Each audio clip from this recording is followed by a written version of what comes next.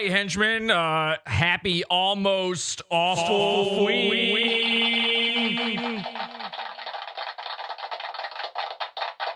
Or as the kids call it now, Kino-ween. But anyway, it's almost awful-ween. We got some spooks and some surprises and some scares for you. This is not the awful-ween episode, but it's sort of a preamble to it because we're getting into some very, very scary topics. By the way, for this year, for Halloween, I tried to dress as Mr. Burgers, but I couldn't figure out how to put on the Spider-Man mask wrong. So it doesn't look like it's going to work out. Anyway, we have been cataloging here lately a brand new cryptid, a creature, something so frightening. It's unlike anything you've seen before. This is worse than Bigfoot. This is scarier than La Chupacabra. This is something only known as the couch creature. Now, I know what a lot of you are thinking. The king of the couch creatures, of course, is a fellow by the name of Mersh. They're cyberbullying me to death. Mersh, of course, lived on his boyfriend's couch for like 10 years. Royce and Mersh Lopez, Mr. and Mrs. He lived on that couch until he wore that thing out. Royce literally lives in a town that's named after couches. It's called Davenport.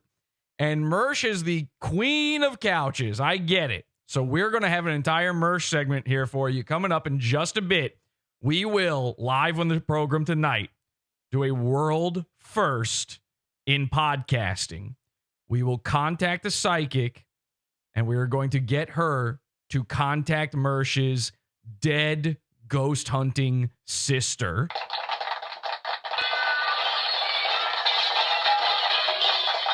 It's never been tried in the history of podcasting, but we will be doing it tonight. This psychic has no idea who Mersh is, no idea who the sister is. I've been contacting psychics all month long to try to make this happen, and finally tonight, you're going to see it just a little bit later in the program. But before we get to that, there's a guy that we haven't talked about in a long, long time, and his name is Rufio Phoenix. And Rufio has been putting out some content lately. He disappeared from the internet for a long time, okay?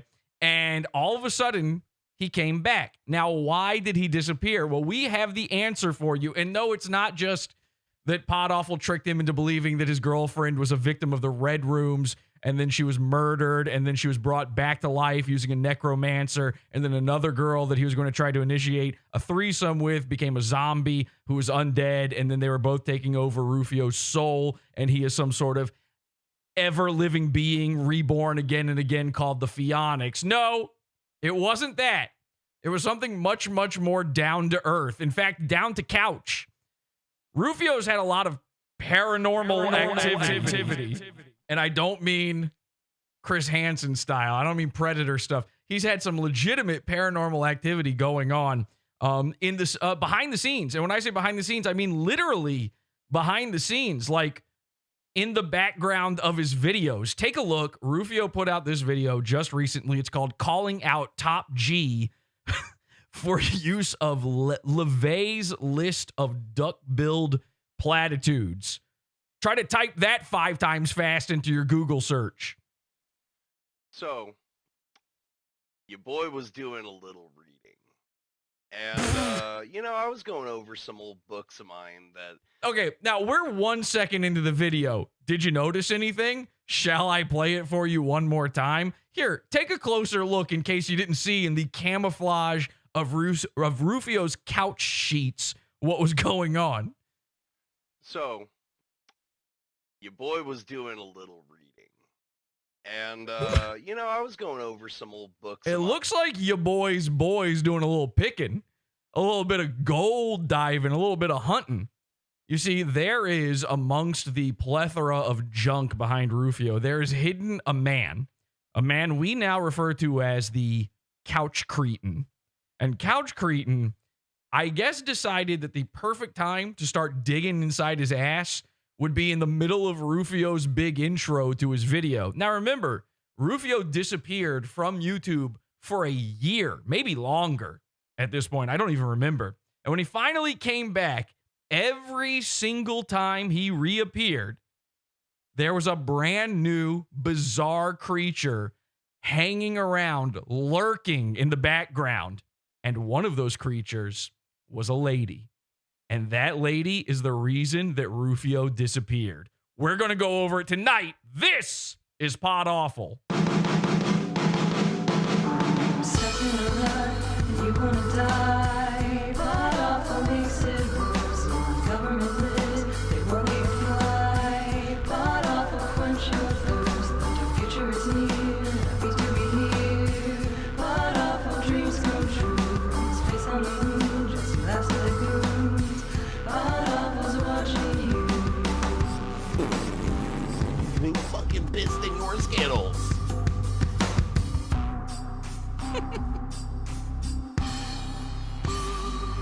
I don't want to feel all the awful.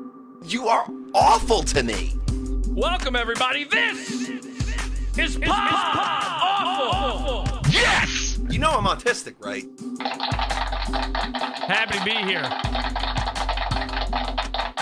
Happy to be amongst you, the henchmen, everybody. Thank you for joining me.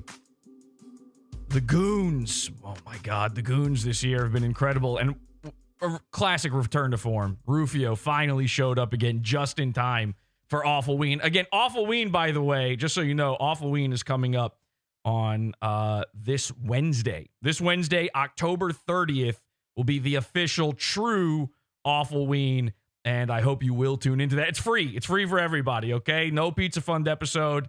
Free for everybody. We're putting it out there. We want everyone to see it, and it should be a good one. It's going to finally close the book, the final chapter on the Rufio Phoenix saga known as Finding Lila. This saga began, I think it was 4 years ago now. It's a long, long time ago. Lila Gold, one of our biggest henchmen, truly one of our biggest. She was like huge in the Pod Awful scene. She was behind so many of your favorite pranks and a lot of fun stuff. And she started dating Rufio Phoenix, and she went missing. And Rufio claims to have had nothing to do with it.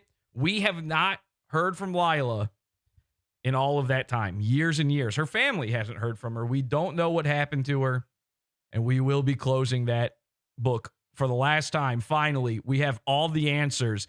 I've partnered with a huge YouTube channel, and we've been working on this for 2 years now. The investigation into this, and you're going to see it this Awfulween. It's going to be absolutely incredible. Prepare for Awfulween. Thank you so much. The slowest burn, they're saying in the chat room. Yeah, it's an incredibly slow burn. People are saying happy to be here. Let me read the chat before we get into this. He looks amazing. Are you talking about me and my Spider-Man costume? Again, I'm trying to be Mr. Burgers. Mr. Burgers doesn't know how to put on a Spider-Man mask, but I can't get mine wrong enough to look like Mr. Burgers, so we'll see what happens. Red hair now. Yeah, a lot of people accuse me of having red hair, which is an odd one. Truffle hunting. I don't know why somebody said that, but good. The guy yes, Rufio's couch cretin, his couch creature was truffle hunting. He was finding something up this guy's digging. This guy is digging for something. Cool weed poster.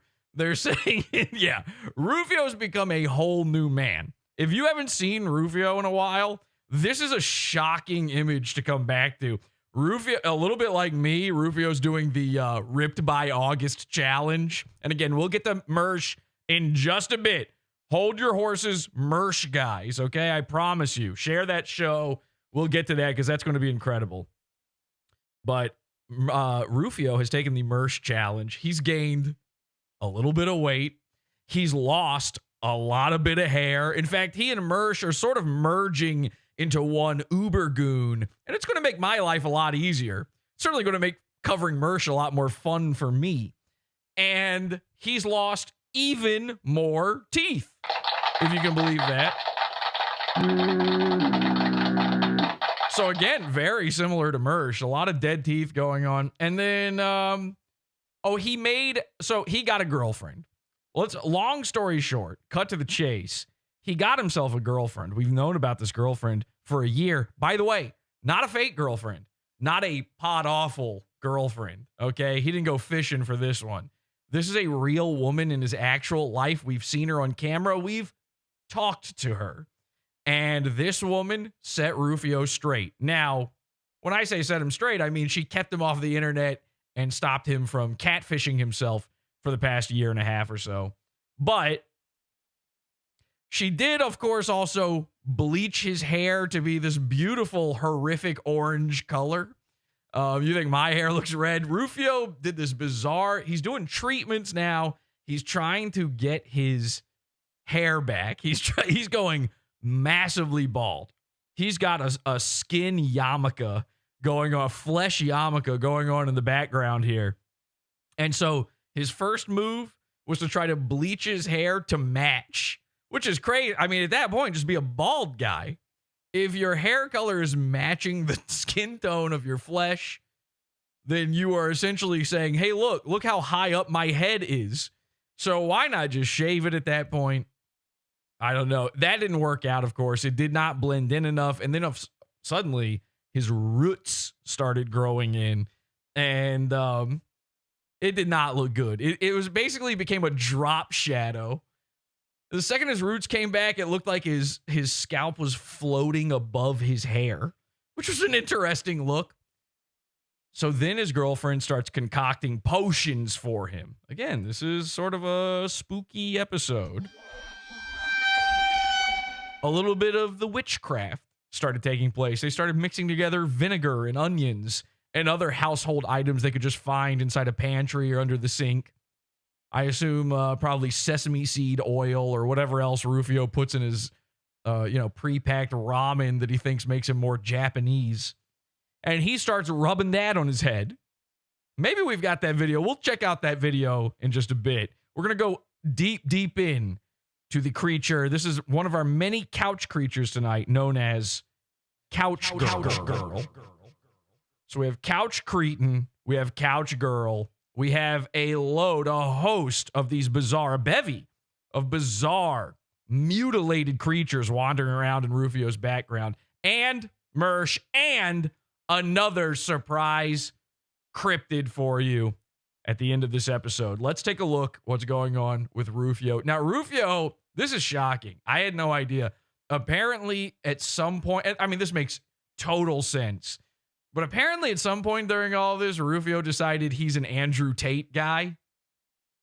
And the only question I'm left with is, how did that not happen a million times sooner? So are you excited? Because get excited. This is Pod Awful. We're doing it. I got excited, very excited to see all of this. Rufio's back, baby. And the head is bald, not haired. Let's take a look. So Rufio has this bizarre tendency where he will have guests over and he decides, hey, time for another thought log. And the strangest part of all this, you got to remember, Rufio lives in the gooniest place on earth, Maine, USA. Apparently, all of the people of Maine, it is not even bizarre to them to be on video while a guy is recording some sort of vlog. You know, in a normal human world, a guy starts telling, all of his inner thoughts about what a lady's pussy should be like, according to him, the guy paying for it. And you tend to steer clear of the video. In Rufio's world, not only do you stay on camera, but you dig inside your butthole and get naked. Let's take a look. That like most people probably don't have, that would probably be of some further use when debating with rich billionaires that probably sold their soul. All right, so I'm going to call out Andrew Tate on something he's been using notoriously for a while, and it's his quote. I'm going to quote Andrew Tate here for a minute here. Yeah. What is it? The rich get richer and the poor get poorer. Thank God he wrote that down, because he easily could have messed that up. Now, of course, I can't focus on fucking anything that he's saying during this whole thing. Hang on a second. Wait. What? Wait, does that not work on here? Okay, no problem. I was going to put this on the big screen so you could see it here, but apparently that doesn't work. We'll just keep it like this. This is fine. Anyway, I can't focus on anything that Rufio's saying, because all I'm thinking about now is that guy who was picking in his butt earlier. Now, you might have known, listen, you'd have to really, really keep up with Rufio to realize this at all. But Rufio's place, despite the way it looks right here, is actually much, much cleaner than it used to be. And it's because he's got a woman in his life. Now, I heard through the grapevine that the woman had finally left Rufio. So lo and behold, I'm incredibly shocked when the next thing that happens in this video happens. Check this out. He said this a bunch of times, and it got me thinking, because I'm like, hold on. I came from a wealthy family, but I'm not getting richer. So wait, hold on. What's happening here? So I remember looking. I have to know what Rufio's threshold for wealth is. Is it having a job? Back into this book, The Devil's Notebook by Anton Xander LaVey. And in this book, on page 18 and 19, there's a list of duck-billed platitudes. In other words, weak retorts. One of which is the rich get richer and the poor get poorer. The rich do get richer, but the poor, having little or nothing to lose, can only get richer if diligence will not work. Okay, now we're getting our first peek at the guy in the background. He's really rolled over. He had his hoodie up before.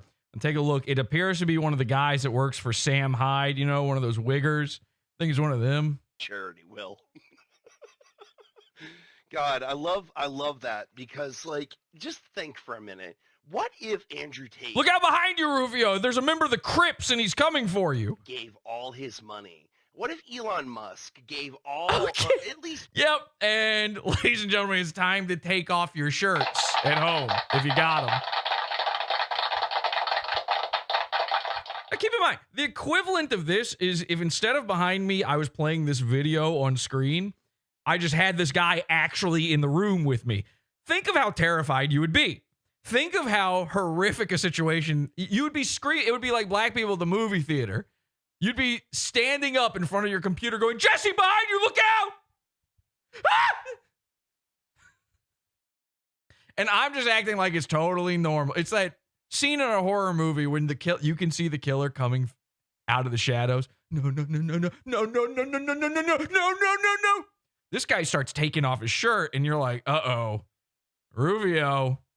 Now, is this your boyfriend? Like, I mean, this is such a bizarre thing. Rufio has been known throughout the years to be such a nice guy that he opens up his couch to any homeless vagrant that needs a place to stay. It seems like a nice thing until you remember that Rufio doesn't have a job, he's renting this place, which means his parents and you, the taxpayer, are renting this place. This has just become a flop house for vagrants. And this is a multi-unit building he's in. There are downstairs neighbors that probably don't want these vagabonds wandering in and fro. Speaking of fro, here's Rufio's couch cretin. Now, couch cretin appears to be, and I have to describe this for the audio people out there. There's people who just listen to the podcast version, of course, just so you get a good idea of what's going on here. This is in no way racist. It's just a descriptor. You know what black people look like? And then you also know what like a Hispanic loafer looks like. And then you know what like just a wigger looks like. Yeah, he's all of them. Somehow they all came together and decided to create the perfect storm of guy who lives on a couch. And of course, wigger, you know, we're going to talk about Mersh here in a bit. Wigger is like really the only necessary component of that. But when you picture in your mind, if you were to tell an AI, create the guy who sleeps on a couch, they would make this guy. In fact, it might be too good. He's got the correct number of fingers and everything. It's almost uncanny. a good, healthy portion of his money to the people. Like, no longer need. He's hairless, by the. So I don't know if there is some sort of sexual liaison going on between. This sort of is Rufio's Iggly buff. You know, there's a hairless, twink-like quality to this guy that instantly brings questions to a normal heterosexual man's mind. But Rufio is no homo. Okay? And I mean that in the black sense where you're allowed to say it for some reason. Rufio is man through and through. He loves ladies. He loves them like, I don't know, like this guy who sleeps on his couch loves his couch. Must feel pretty fucking nice compared to the pavement where he was before. Rufio will pick up literally any single freak, mutant or otherwise, crawling out of the sewer and go, oh, you need a place to crash? let me schedule you in. This is Rufio's B&B. This is Fionix B&B at this point. You are welcome to his gyoza, his pan-fried gyoza, his steak and peaches and popcorn. Everything is on the house as long as the couch is open. Now, this is the toughest part. You know, there's a housing crisis, and Maine is no stranger to this either. There's all of these Somalians. So Maine has like one of the highest populations of Somalians anywhere outside of, you guessed it, Somalia. And it's becoming an absolute horrific crisis. They're overrunning the streets. They're flooding everything. So the housing market is crazy in Maine. Rufio's home is now booked up through. There's not even a busy season. The whole year, Rufio's couch, somebody's got it locked down. Rufio might as well be running a soup kitchen. The only trade-off, again, he doesn't charge anyone for this. And a lot of people think, oh, it's like a drug thing. Rufio, these guys are bringing him meth. They're bringing him weed, whatever. No. The only trade-off is how comfortable are you appearing on Pod Awful? Because it's going to fucking happen. He has to know. He has to know uploading this video. There's a part of us where when we watch these things, you know, in the cult, we've seen this already. And we look at this and we go, does he watch this after the fact? Does he know that the guy was doing all of this? Of tax or any of that, like remove those things. I'm sure they've already got that figured out. You know what this guy looks like? He looks like Comedy She-Man's girlfriend from he looks like the Crying Game. This is basically the Crying Game if she let her beard go. You know? But I'm just thinking, hold up, these people want me to pay them to learn how to make money? Bitch, I don't need that. I already have a portfolio file. What do you mean? You know? What do you mean, Rufio? It is so hard to even pick out what to cover here. The stupid things that Rufio's lying about where he's got money, but also he's not rich enough. Or, of course, the guy who is now have been woken up by the insane ramblings of Rufio. He was dead asleep. You got to understand, Rufio walked in here. He went, well, it's my house. I'm allowed. There's my computer. He just fired this thing up. This guy was dead asleep. He's waking up to this. He didn't know that he'd done a little tapeworm search at the top of the video. He didn't know this was rolling. Now that he's with it, he's waking up. He's searching. He's like, where's the weed? Where's my pipe? Like, but he's checking his phone. What, do you have like a big meeting coming up at some point? Oh, he's applying to be a librarian, I'm sure. Another one that really sat in with me was this other one. What is it? All the world loves a lover. Now, to some extent, that might be true. But sure, bosses hate lovers because they can't keep their minds on their work. The loveless hate lovers because they are envious or jealous of the lovers. Even lovers have little patience with other lovers. They consider another's... Well, somebody, for the love of God, start drawing the couch creature like one of your French girls. Choice of love, an object... I'm not sure I'm allowed to... There's almost too much breast tissue happening on this guy that I'm not sure I'm allowed to even have this on YouTube. I don't know how Rufio's video has survived this long. Inferior to their own.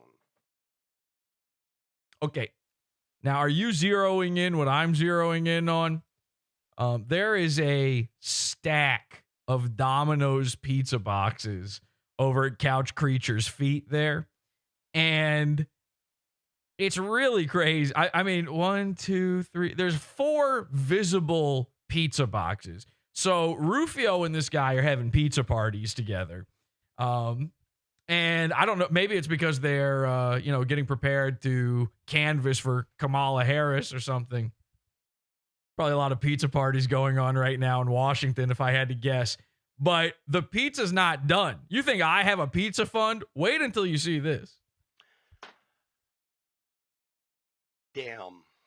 I should have just been reading these books when it came down to half of the people's fucking, agenda or argument or referendum or... Ladies and gentlemen, Couch Girl. Couch Cretin, meet Couch Girl. You live together now. apparently. So this woman supposedly left Rufio. We got to figure out the entire story behind this because it is insane. And of course, what's she walking in with? A pizza box. But here's the psycho part. All right? Here's the part that only I would even care about. It's not a Domino's pizza box, which means this is not the same pizza from the pizza party from before. They're doing pizza every day. They're sampling. They're trying out new things, seeing where it goes when it comes to pizza. And this girl, when she first walked in, let's roll this back. She has been dealing with Rufio's thought logs for long enough now that she shouldn't be shocked by this, but she still is. Look at this. Damn. I should have just been reading these books. Look at her. She stops dead in her tracks here for just a slight moment, just the tiniest little moment. Damn. I should have just been reading these books when it came down to half of the people's fucking, like, agenda. Now she's trying to seem cool with it. She's trying to, like, okay, act cool. Don't let him know. Trust me, honey, he's not going to notice. He doesn't notice the guy digging himself. This man might as well have a fucking highlight scoop or something going on back there. He is the treasure could not be buried deep enough for him not to find it. Rufio doesn't give a shit about that. He's not going to care about you bringing in his 50th pizza of the evening. Don't worry. Just keep walking. I should have just been reading these books when it came down to half of the people's fucking, like, agenda or argument or referendum. There's so many pizza boxes all over this place that she doesn't even know where to put it at this point. She's looking. There's Monster energy drink cans everywhere. They're having to clear off. Now, this is kind of an interesting thing. Couch Cretin, he starts sliding over, making room, not for the pizza box, but as if he thinks the Couch Girl is going to climb into their mutant sack and they're going to get to whatever they get up to. They're about to make they're going to make a love seat together. Or rhetoric in general when regarding anyone popular on social media. Look, she's having to clean. She's tucking cans under her arm. She's picking up a half-drunk ginger ale. Talking about how y'all have kind of like sold your soul to the devil. Oh, yeah, by the way, Rufio's talking about the devil right now. Did you even remember? How could you? Rufio, before you upload it, just zoom the video in right on your face. Now, that's distracting enough already. But at the very least, maybe I would have noticed by now that not only are you covering Satanism in an Andrew Tate video, but you also keep calling the guy Anton. What is it? What is his middle name? Anton Xander LaVey.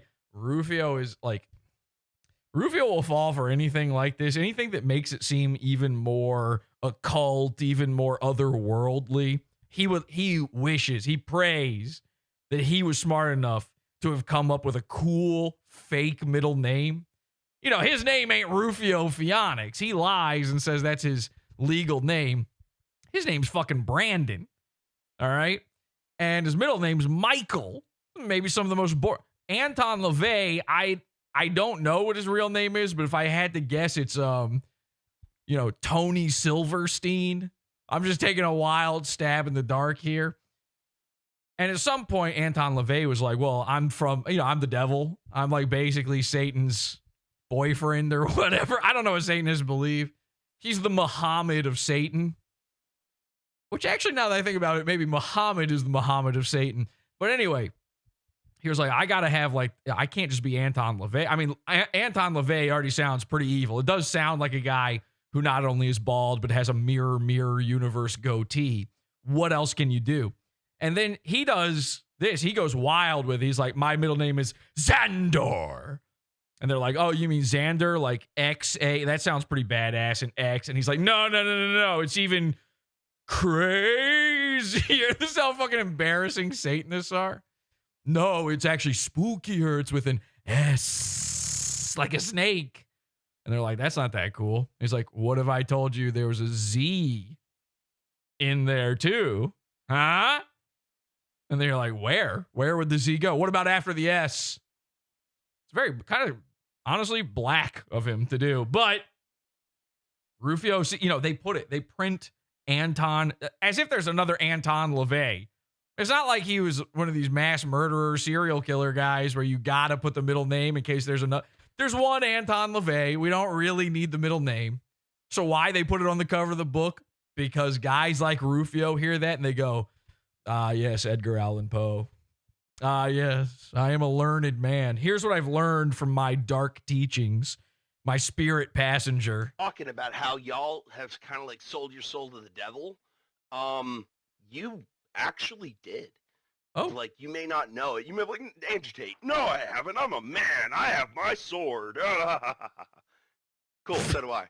But yeah, I was just about to say, your takedown, when you're Rufio Phoenix, your takedown of a guy cannot be that you have a sword. You know, the guy's got, you have a sword. You are famous for one thing and one thing only. And it's taking a sword and throwing it into your own floor and proclaiming magic is real. She lives! Classic Awful Ween episode. Go back, watch that on the Pizza Fund. Free episode, by the way. You don't have to have an account. Podawful.com for that one. Yeah, Rufio is Mr. Sword. Rufio thinks you can channel magic through a sword. He named his sword. I was going to say the sentence, he named his sword Enlightenment Wind, which is, I could do a whole show just on that. But then I realized I can just stop at, he named his sword. That's already a bizarre thing to do. That's what you do if you live inside of a comic book, and the comic book is written from right to left. I have you right here on page 18 quoted, before your time. Ooh, you see that? That's a mysterious, that's one of these satanic hand symbols that he's doing. And he's also attempting to cover up the fact that Couch Cretin is about to start jacking off, probably. Get good, scrub. Ladies and gentlemen, the Rufio Phoenix.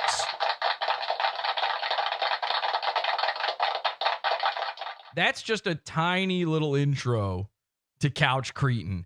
There's so much more Couch Cretin going on. Now, here's an odd thing. I told you already that I'm pretty sure Rufio's girlfriend, Couch Girl, broke up with him. And then all of a sudden, she started appearing in his videos again. Okay? And then new creatures start showing up in his videos. Let's take a look at this. Here is Rufio. He's been uploading so much music to his account. It's really annoying. What we really want are the thought logs, and what Rufio thinks we want is the worst music ever produced. And using the word produced is a kindness that I should not have in my heart. The fact that I've had to listen to these atrocities of sound is a consequence that I will never recover from.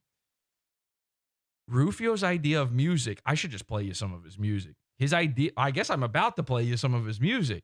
His idea of music is poorly strumming a guitar or a bass, looping the best part he managed to capture on camera with the in-camera audio, and then putting a random drum machine underneath it. Ladies and gentlemen, take a look at this. Couch Girl, some brand new couch creature. We haven't even developed a name for this guy yet. They're jamming. This is they're doing a sort of, the Country Bear Jamboree. This is the Couch-Ree Bear Jamboree. They're forming a band now. And of course, this guy is as much of a skeezer as you would assume he would be. By the way, Rufio's kind of set tripping here. The last guy's wearing the blue. He had a full-on bandana costume. I keep a blue flag hanging down my backside, only on the left side. Yeah, that's a Crip side. That type of bandana, whatever that print is called, he had it, but across his entire suit, his entire hooded suit that he was wearing. This guy's now got on a red bandana. Rufio, I don't know. Was there a peace talk or something? Did this happen where we all agreed to lay down our weapons and figure this out? So Rufio turns around and gives us one of our first good looks at his flesh yarmulke this episode. Now, you can see the blonde camouflage kind of working here a little bit. Not bad. Could be worse, but this is an older video. Things got a little out of hand a little later on. Ooh. Let's zoom in a little bit. Now, Couch Girl is sitting there. And Couch Girl, we haven't really talked about the way Couch Girl looks. Couch Girl, how do I best describe her? Have you ever heard of a blue whale? Imagine if it was black. Now, I don't mean she is a black person. She's wearing black. And I don't mean she would be blue otherwise. She is pale as snow. But a whale is actually not a good enough descriptor. She's sort of got a Boss Nassian, sort of Bib Fortune-ish kind of, what do you even call a gobbler? She's sort of got a bit of a goobler going on underneath her chin here, and she's retracting her head into its shell until the fleshy shell sort of builds itself up. She's sort of listen, fellas, you know when you jump in a cold pool? Her head's about to do that from the terrible sounds coming out of these guitars. Okay? She's doing stank face. Now, usually, if she were a black whale, she'd be going, ooh, and it'd be a good thing, Black guy hears a good beat the first time. He's like, ah, yuck, yucky. She's doing stank face, and it could be her disgusting big bare feet. It could be that ass that don't quit.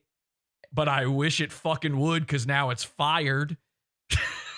It could be these stenches that are being released through the stretched to its fucking limit lycra around her thighs and ass. It could even be the lost bits of Cheeto and Dominoes inside these folds on her arms. It could even be a little bit of steak and peaches that have found their way between chin number 1, chin number 2, and chin number 3. It could be any of those things that she's making that face at, but I have a feeling it's probably this music.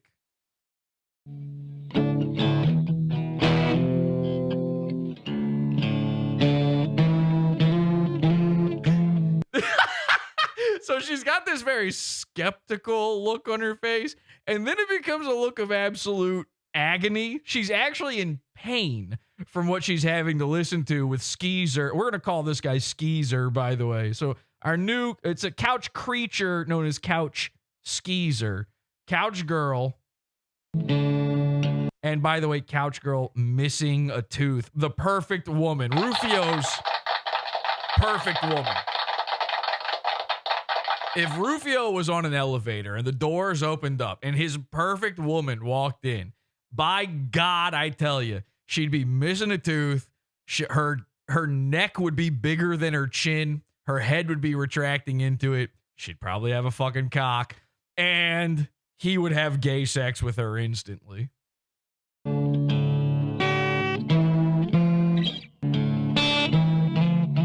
Now she's just straight up laughing at him. Hang on a second. You know what I'm going to do? I know how to fix my little problem here. We're going to take this. We're going to put it over here. And then I think we should be able to do it. Yeah, look at that. That worked. Yeah, let's take a good hard look at this. So watch her just straight up laugh at them. Now, all they're doing is tuning up right now. And it's still enough for her to be like, wow, really? This is what we're doing?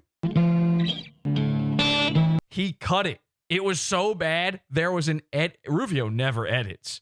And he cut out her just bursting into laughter at whatever sounds he was making. Yeah,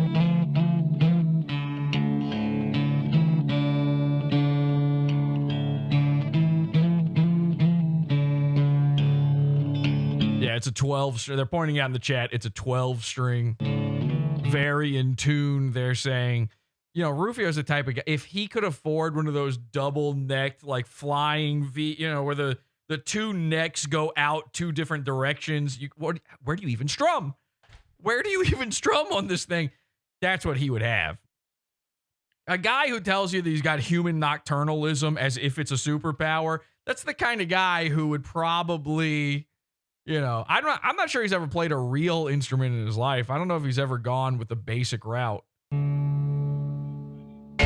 Oh my God. Okay, sorry. Didn't know. Look at Couch Girl. Watch that. Watch. Okay, so Rufio starts playing. I don't believe that this is his guitar because I just noticed that it's got a black power fist on it. But hey, if it is your guitar, Rufio, thank you. From one brother to another. Thank you. Now, from this angle, by the way, from the side view, you can kind of make out the flesh yarmulke a little bit better because it becomes this like odd slope in the back of Rufio's head where it's as if somebody just cut off a piece. It's like somebody's literally cutting corner. God cut corners when he made Rufio. No surprise to anybody, but now we can see it with our own eyes. And then look at Couch Girl. She's making this face like, oh, what are you doing? And this is going to become a running theme in this entire episode. Rufio is such a kind soul that he allows these mutants to live on his couch, presumably rent-free, just like him. He is so nice, so magnanimous. He opens up not only his heart, but his home to these vile creatures.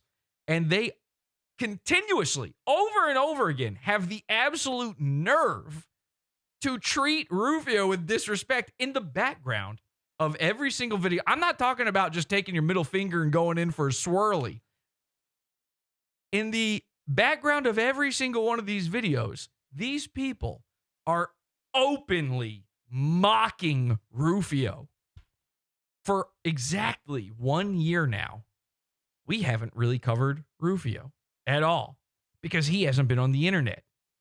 And somehow, in that absence, Rufio managed to not only find one real-life pod awful to make fun of him, his own girlfriend, but he's managed to let in 1 million of them. Pod awful now exists in the minds of these Mennonites who are taking up residence at Rufio's home. I'm not kidding. I wouldn't be shocked to find out that one of these sick freaks is a henchman. Pod awful now lives rent-free, not only in Rufio's mind, but his couch. This is happening. Take a look.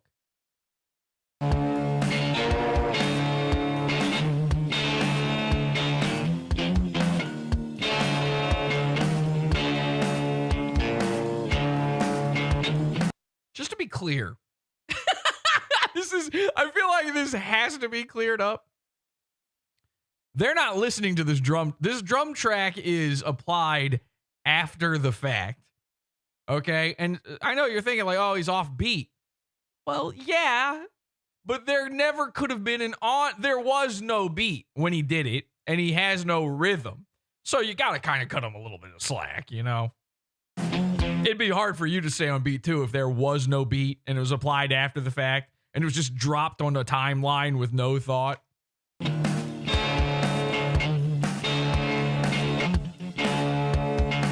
Pod awful owns your couch. They say in the chat room. That's right.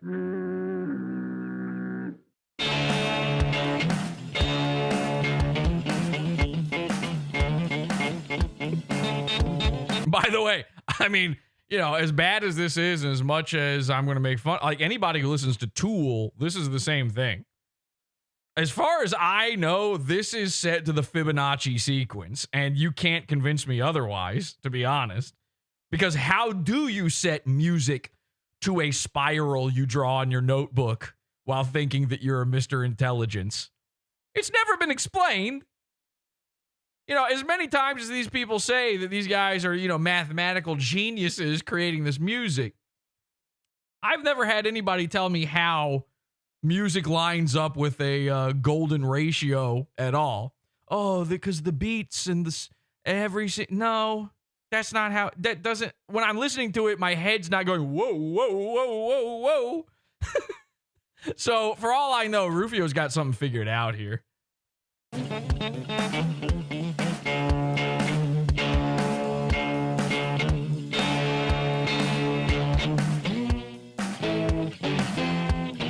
Now, Skeezer's back there, and he's just talking with Couch Girl. He's acting like none of this is even happening. They're just having a good time. They're probably smoking Rufio's weed.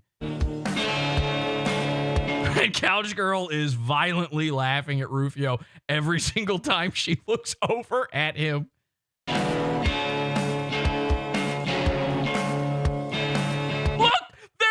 You can't do this to the man. You can't do this to the man. They're literally pointing and laughing at him. Wait, what happened? Where'd it go? That was weird. Oh my God, we've lost our place. Okay, well, I just got to find the part where she literally sits up and points and laughs at him and looks over at Skeezer and goes, "Can you believe this? Can you believe this idiot? I'm dating him." Look at this. Look. She's going, "See, he's recording. Can you believe it? He's fucking recording this right now." No, not us. Don't worry. Not us. He thinks that he's playing well. I'm not kidding. This is what they're doing. They're sitting on the couch. They're going, "I'm not kidding. He's going to just drop a random drum track over this." Yes. Go subscribe to him on YouTube. You will never believe. Have you heard of Pod Awful? You have? You're from the Discord too?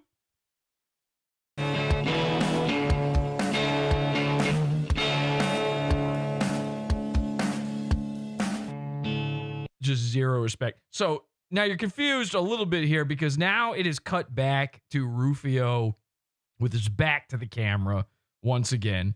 And you're probably thinking to yourself, well, okay, this is just a new part where now he's just showing the other guy playing. No. Rufio thinks that he's cutting back and forth like to make, like the same way you would do in Fruity Loops where you would use a little part of the track and then repeat it later on. That's what he's doing. We're rewatching footage now. Okay, he's going to cut back and forth and make a song out of this.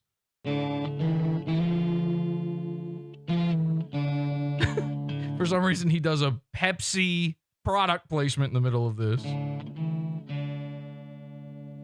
Oh. And then I noticed something. Rufio turns around and gives one of the most evil looks I've ever seen to camera. Well, I think you're going to be very happy knowing you don't have to worry about me like shitting my pants. He looks dead at us. It's as if he knows. It's as if he knows that Pod Awful will one day be looking at this very moment. And he wants me to know, oh, no, Jesse. No matter what you do, no matter what you think, I'm 2 steps ahead of you. I would rather be the one to make someone a victim than be the victim. And then I think to myself, maybe Rufio's got this all figured out. He's got women coming in and out of the apartment serving him. He's got his buddies over. He's enjoying music. He doesn't have a job. He doesn't have a worry. He doesn't have a care in the world. This man might have it all fucking figured out. Maybe the joke is on me. And then I noticed his disgusting fucking foot. It's been nothing but a fucking filthy nigger. Oh, no way. You can't play that one on the show. Not on YouTube. Sorry about that. Never mind.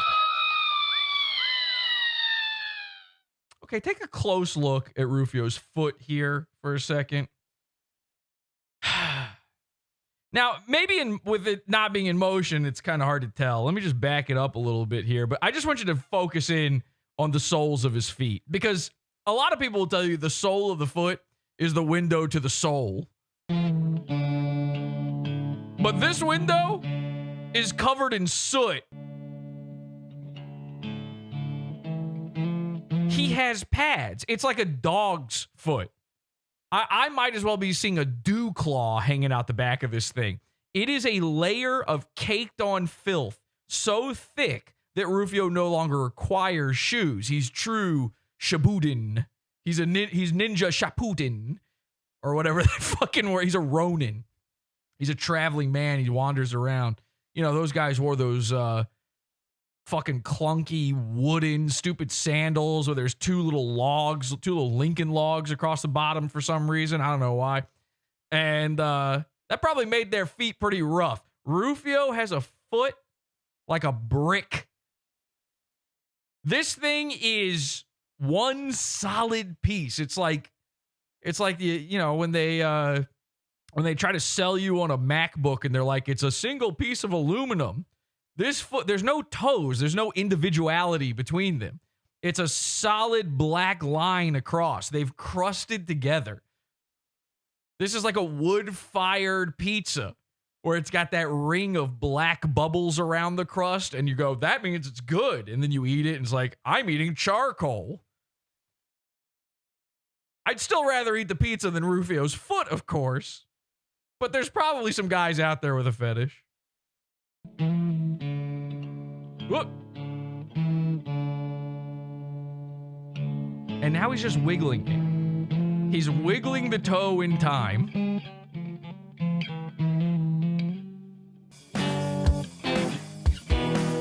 And then I remember Rufio has claimed many, many things about his heritage. He's claimed he was Japanese. He's claimed he's Irish. He's somehow 100% Irish. He's Japanese. He also has claimed that he's Native American. And I realize now what tribe he's from. The Sioux.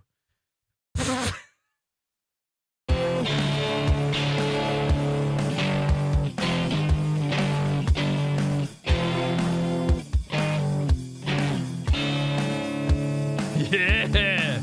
Free bird! Or anything other than this!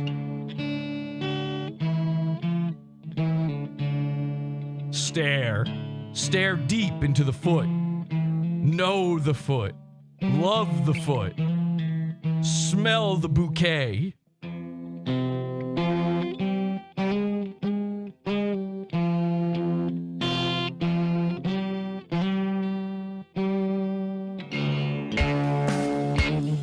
Yeah.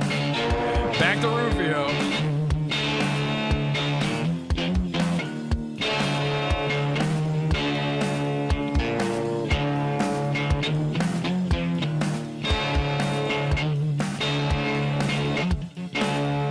It's got a real great beat you can dance to.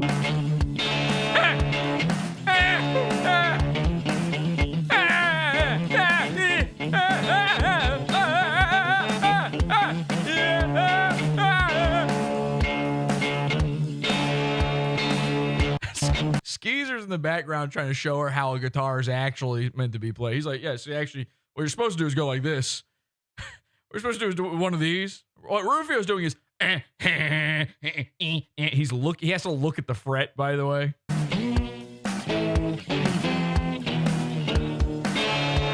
And then she laughs. He just explains to her how a guitar works. She goes to check in on Rufio, and she does a giggle when she sees what's actually going on.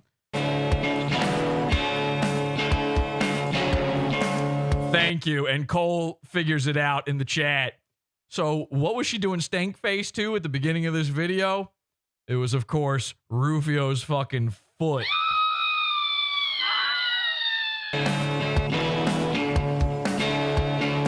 Play us out, Rufio.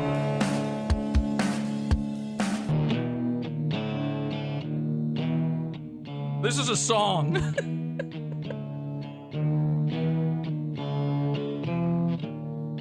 Rufio is sort of a young Phil Spector. Speaking of specters, we're going to talk to Mersh's dead sister in just a few minutes.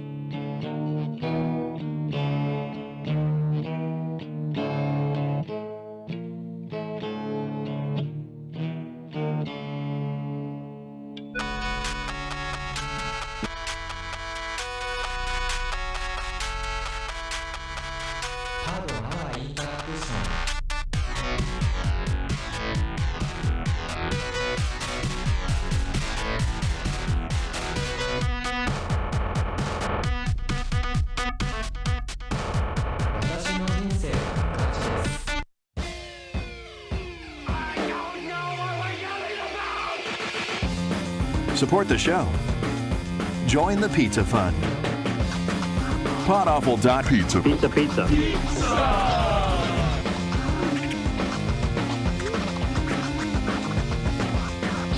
Podawful.pizza.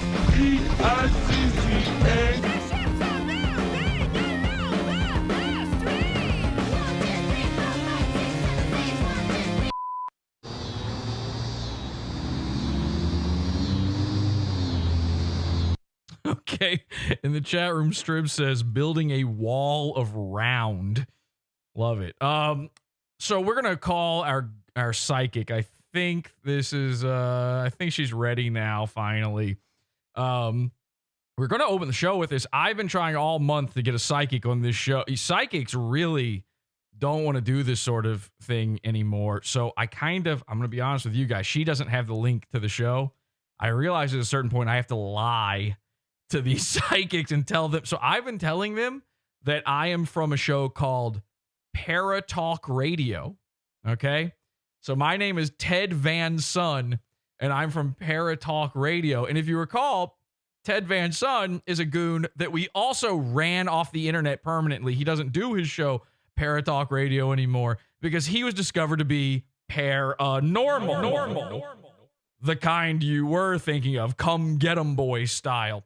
So she thinks she's about to talk to Ted Van Son of Paratalk Radio. It's the only way I could get anybody to agree to this event. Let me just check in and see if we are ready to go here, because I just saw she messaged. All right, let me check. Hey, Sylvie, are you ready to go?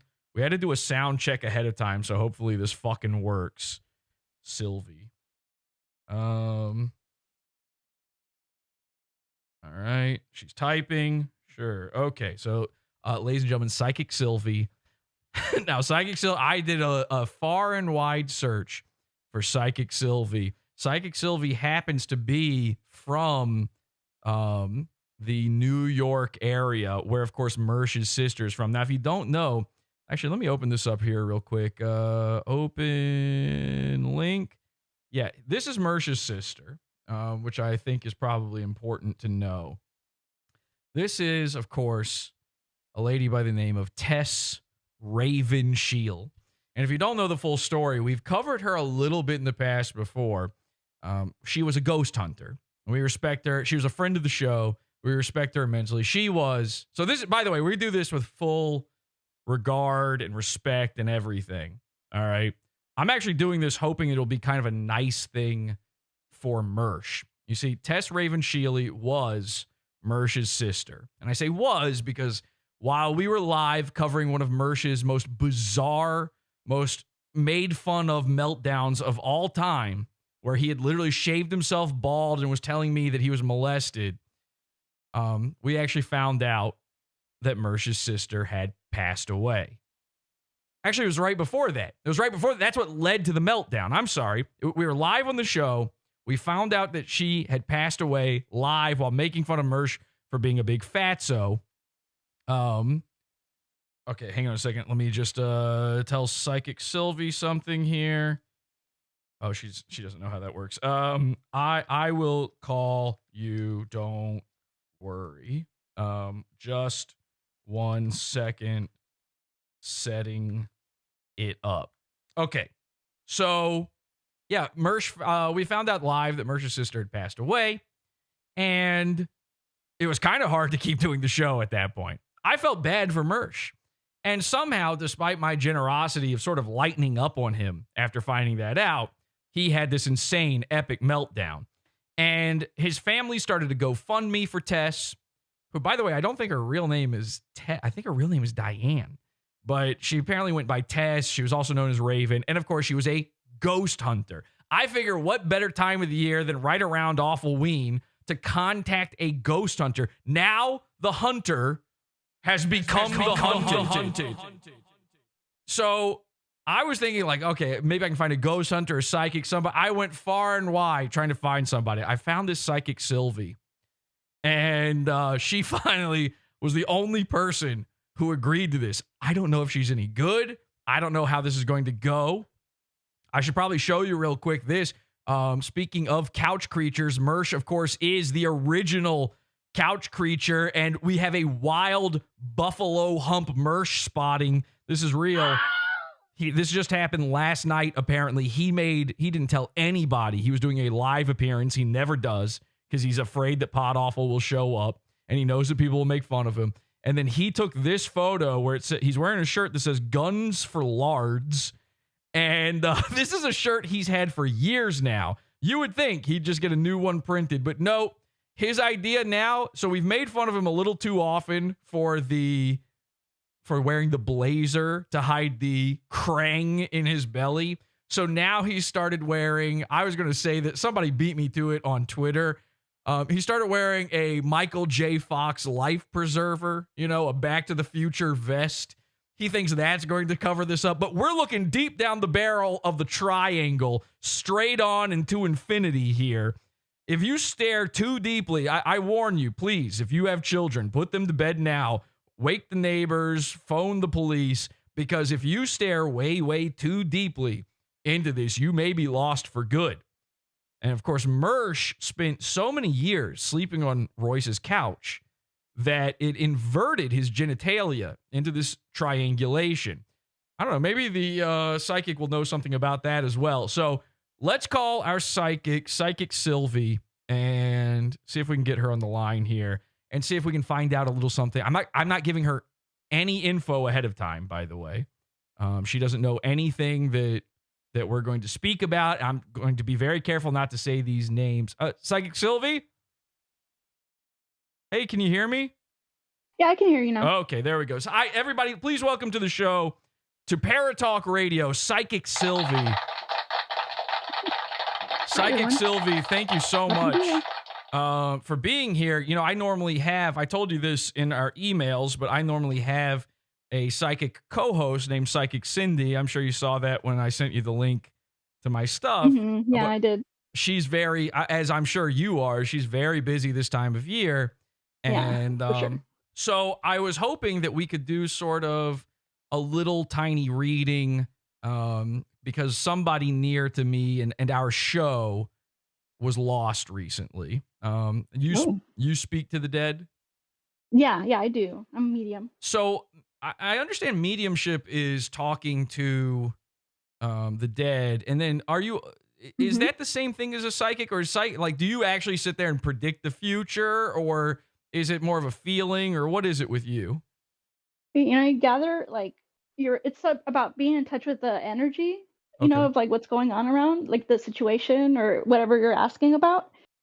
And, you just feel the energy and get your downloads from like the ether, kind of like you just kind of get answers. They just pop into your head sometimes. Okay. So are you feeling anything now? Do we have to do anything to sort of get into this? Because I was hoping, I don't want the listeners or the viewers to think that this was like pre-set up. So I was hoping to not have to give you too much info to go into this. What do you need from me? No, I prefer not to get any info because I think it works better that way, especially to confirm, and like you don't have to tell me if I'm correct, but yeah, I don't mind I don't mind confirming anything. Okay, so yeah. So yeah, just to give you the basics, if if you need to know, just to reach out into the sort of the ether, as you said it. I'm gonna need a moment, just like a little moment to clear my mind. Okay, so who we're trying to connect to here is the sister of someone close to the show. Okay.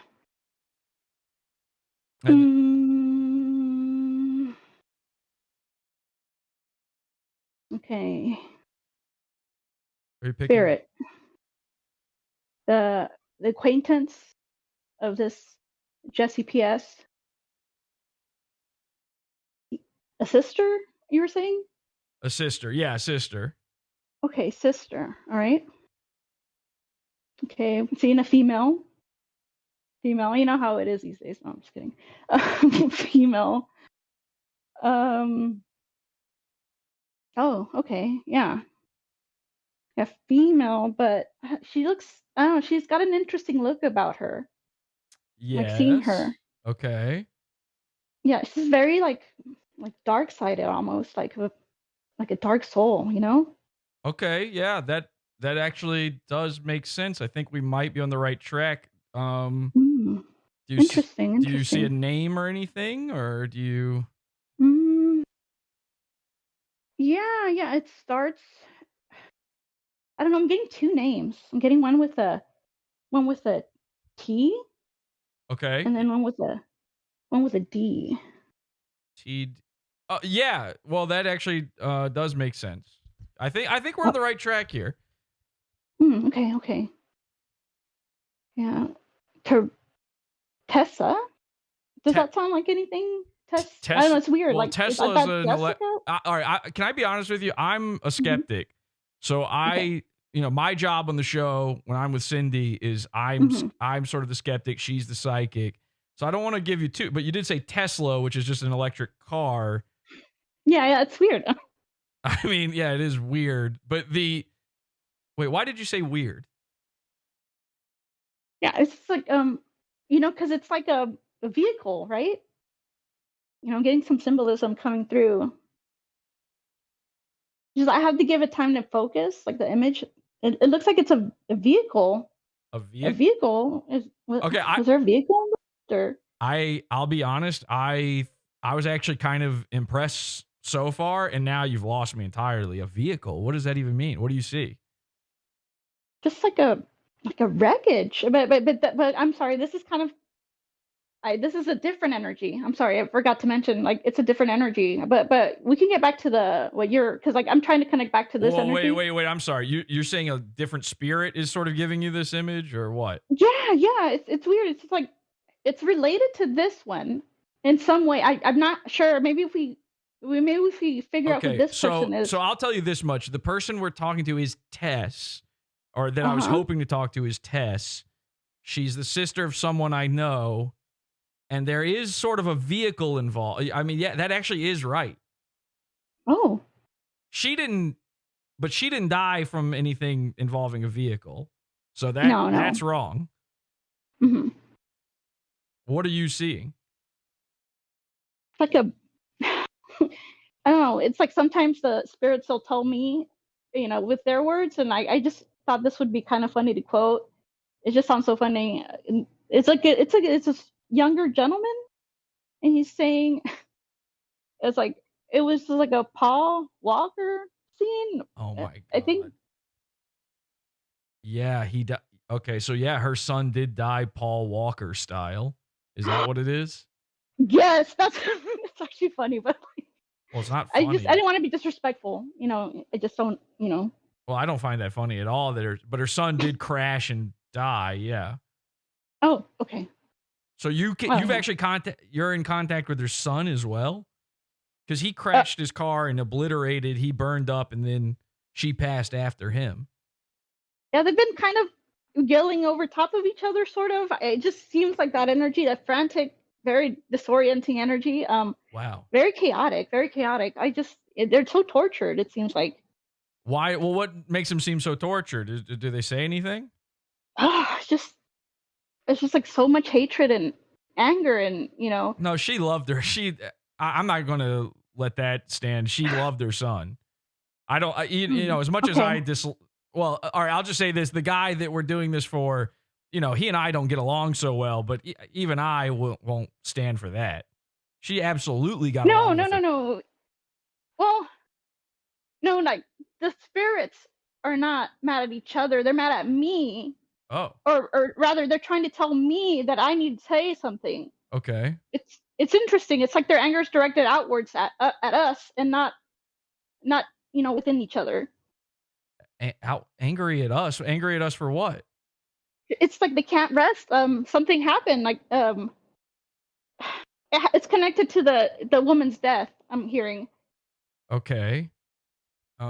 Yeah, actually it's kind of, I mean, I'll be honest with you, it's kind of a mystery. Nobody's quite, some people are saying that it might have been suicide, but then other people say it wasn't. I think her family says it wasn't. So I don't actually know how she died, but I don't see how I would be involved. Was she sick by any chance, or? I don't know. Why? I don't know.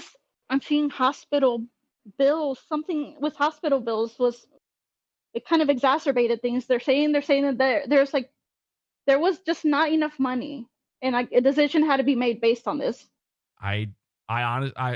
Sorry, this one's not a hit for me. I'm sorry. I don't know. The money, I mean, her brother doesn't really make a lot of money, but that's about it. Let me see. Okay, they're showing me a number. A number? Okay. Yes, it's a 3. What's that usually? about? 3? I don't know. No. I'm thinking maybe it's like 444 some maybe. numerology or something. What does 3 mean? Like, I don't what's know. about? I don't know what 3. This doesn't make Well, wait. They're giving me another number. 37. 37. 37. I Does don't know. that Is that like the significant meaning in of the any way? universe or no? Not to me. Okay, that's. Wait. 37. What does that have to do with anything? Wait. 376. 376. No. Money. Wait. Wait. We So were just she talking- needed $376 just to live. Yes. Yes. That's what she was. Yes. That You're is it. telling me that if she had been given $376, she would have lived because of some hospital bill? Yes. Oh my God. And she's also saying it's all his fault. His? Mersh? Are you? Wait, I'm sorry. Okay, I shouldn't have said that. Are you picking up the name of anybody specific? Yeah, I thought it was Marsh, but you said Mersh. Okay, all right. I'm not, okay. I'm kind of buying, some of this is making sense, some of this is not. I'm not fully buying this. If you can give me even the beginning of because his name's not really Mersh, if you can even get kind of part of the way there, then maybe this is something. Okay. I see an M. Well, that's Mersh. I mean, they're telling me the name. I don't want to dox, because if this person, you're telling me this person's still alive. You know what doxing is? You're a psychic. You know what doxing is? Well, that's what they're telling me that he's been talking alive. about. Yeah, I mean, he's sort of alive. He's kind of Because they're barely watching hanging him. on. You know that the dead watch you. If you so call whenever... that living. Sorry, that was disrespectful. Sorry, for me. that was I was playing a sound effect. That was disrespectful of me, to be honest. But yeah, I mean, part of him is alive. I don't know about the whole thing, but yeah. Okay, yeah, because they observe him and they're angry. I think they're. But yes, they're saying Mike Sheely. Oh my God, you're the real deal. That's incredible. Is there anything else? Is there anybody? Okay, like for instance, I don't know if you know this, but his sister was a ghost hunter. So I thought that was kind of fascinating that she's a woman who actually had a little bit of psychic mediumship abilities herself. And she would go around ghost hunting in Long Island, which I know you're not far away from, in like the Mastic area of Long Island. She's part of this ghost hunting team. So I was wondering, I assume probably some spirits or something have kind of surrounded her in the afterlife, considering her connection to them. Is there anything with that?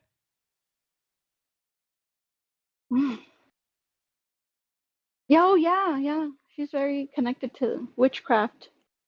Witchcraft? Yeah, she was kind of into witchcraft. That's true. Oh my goodness. Yeah, I think I'm getting something about another. Oh, her mom. Okay. There's a mom. I guess, does he have a mom that died too? Yeah. Is she on the other side?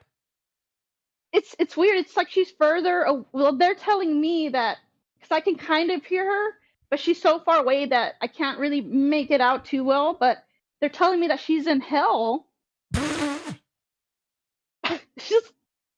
I'm sorry. That was. She's saying her mom's in hell.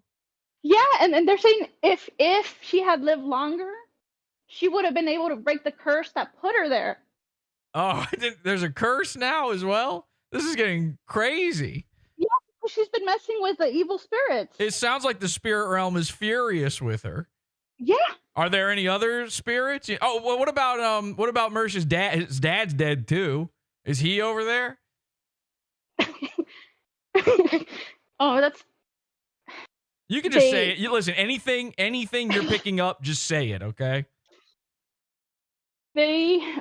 He's in the other side of hell. He's on the other side of hell. Like, yeah, he's just walking away Jewish from it. heaven. Yeah. I'm glad this is so funny to you, a professional. This really I'm sorry. Like, it's just, she's still complaining Oh, about him well, even now. Is he saying any? Are you able to reach people in hell? How does that work? Are you able to speak to the dead in hell? No, I'm talking about the daughter. She's still saying like all kinds of crap. Okay, I see. But She's yeah, kind of talking she's shit. confirming. Yeah, she's trying. She's really upset about the 376. Are you able to pick up what happens? Can you speak to people in hell? Yeah, I can try. What does if you can contact Mersh's father, because he referred to his father as a lolcow, a local lolcow. I would love to hear if Mersh's father had anything specific to say about him. I've always wondered this. Okay. Mersh's father. Yep. Okay. Yes, he has nothing. I don't think he remembers Mersh. Or wait, no, that's not true. That would be crazy if he didn't remember his own son. Yeah, it's. I mean, he abandoned him in a way. It seems like. Yeah, he did maybe kind he's of trying to abandon atone him. for that. He did kind of abandon him. What about, is there anything to do, like, okay, so I'm not trying to lead you too much here, but, Mersh did recently do this whole stream about an event that happened in his life, and we're kind of torn on whether or not this happened. Does his father have anything to say about that? Do you pick up anything? He says he's sorry, something like that. He's sorry? Yeah, something like that. For... Like he's just apologizing. For... I'm sorry, I'm not trying to be disrespectful, but it just seems like he's being molested? Is that what? Oh my God. Okay, I guess it's true then. I'm sorry, it's just such a heavy subject. I gotta be honest, I was a skeptic going into this, but all of this is lining up. All of this is making sense. The only... Are you able to talk to dead teeth? It's so funny you say that. I mean, I was seeing, when I was trying to connect to this energy, I did see that imagery come through of teeth, of kind of gray, almost dead teeth. Are they in hell, or did they get to go to heaven because they escaped Mersh? Oh. I guess you don't go to. I guess you don't go to heaven if you commit suicide. So, yeah. Okay, well, I guess I've only got one final question for you then. I've always wondered this. Like, now that I know that teeth are in heaven and, you can speak to all these other people, Mersh's you apparently heard from Mersh's nephew. Mersh's nephew actually killed his best friend in the Paul Walker style car crash that he died in. Are you able to get anything off of his best friend? I don't know the guy's name, but. Yeah, I mean, yeah, I do see somebody there with the other spirit that I was talking about with the I can accident, confirm. I can confirm if you've got the right guy. Does he look like a burning, chattering skeleton, like a blackened, so like sort of like the crypt keeper on fire? An urban sort of looking. Yeah, probably. Yeah. Okay. Yes. And he is screaming. He's definitely upset that he's having to be around here for this. Like he didn't even need to perish. He's saying. Okay. Well, I mean, I'm dressing it up. I'm so sorry, but yeah, he's definitely upset and he is burning. Okay. So this is he keeps getting roped into these things. I think it's it's a different thing. Amazing. I mean, honestly, I'm now a believer. Well, Psychic Sylvia, is there anything else? Oh, wait. It's funny you mentioned teeth before, because I'm getting something, and I didn't think this was possible. Honestly, it's not even, it's a man-made object, so there's some times where you can get haunted by. You're saying like an object that is a man-made object that like a non-organic sort of thing. Yeah, it just gets infused with all the energy from like its Oh right, its like owners, like psychometry, clairsentience. I've heard about that. I've read about that. Yeah. Okay, sure. What happened? Well, I'm just kidding. It's like it's I mean, it's funny in a dark way to me because, you know, I mean, but it's an object, so I feel like I can laugh. Yeah, go ahead. It's, he's, he's also mad at this merge. Wait, you know, he's just, wait. This object is this. So you're contacting a dead object that's mad at Mersh? yes. Okay, I'm what is sorry. I'm so sorry. It seems absurd, but it's a couch. it? A couch. It's like a very beaten down couch. Yeah. Is it anybody in It's just the particular? energy. Anybody in particular's couch? Yeah, that's the funny thing. It doesn't even belong. It didn't belong to Mersh. Oh no, It belonged wouldn't. to It never does. like Mersh was only sleeping on it. It seemed like, but he didn't actually own it. It looks like he has a very. I don't know. He looks strange, like a kind of like a giant baby. Sort Yeah, of. that's the legs Royce. are very Yep. thin. That's 100% Royce. You nailed it. And I stick Yeah, enough yeah, things that's in my a- butt, I'll make the most money. Yeah, you found it. That's man. So Royce's couch died from Mersh sleeping on it and crushing it. Is that what you're telling me? Yeah, and just all the general abuse that one puts a bed through. Okay, well, Psychic Sylvie, everybody. By the way, Psychic Sylvie, very, very unprofessional. I got to be honest. I can see why you don't have any work this time of year, like all the other psychics. Your bedside manner here, laughing about the death of a woman and her child, and that child's best friend that he murdered in a car crash. Really, kind of beyond the pale. But thank you so much for joining me. Oh, well, it was. Thank you. Oh, do you have letting me anything? Do you this. have anything you want to plug? No, not at all. Okay, see ya.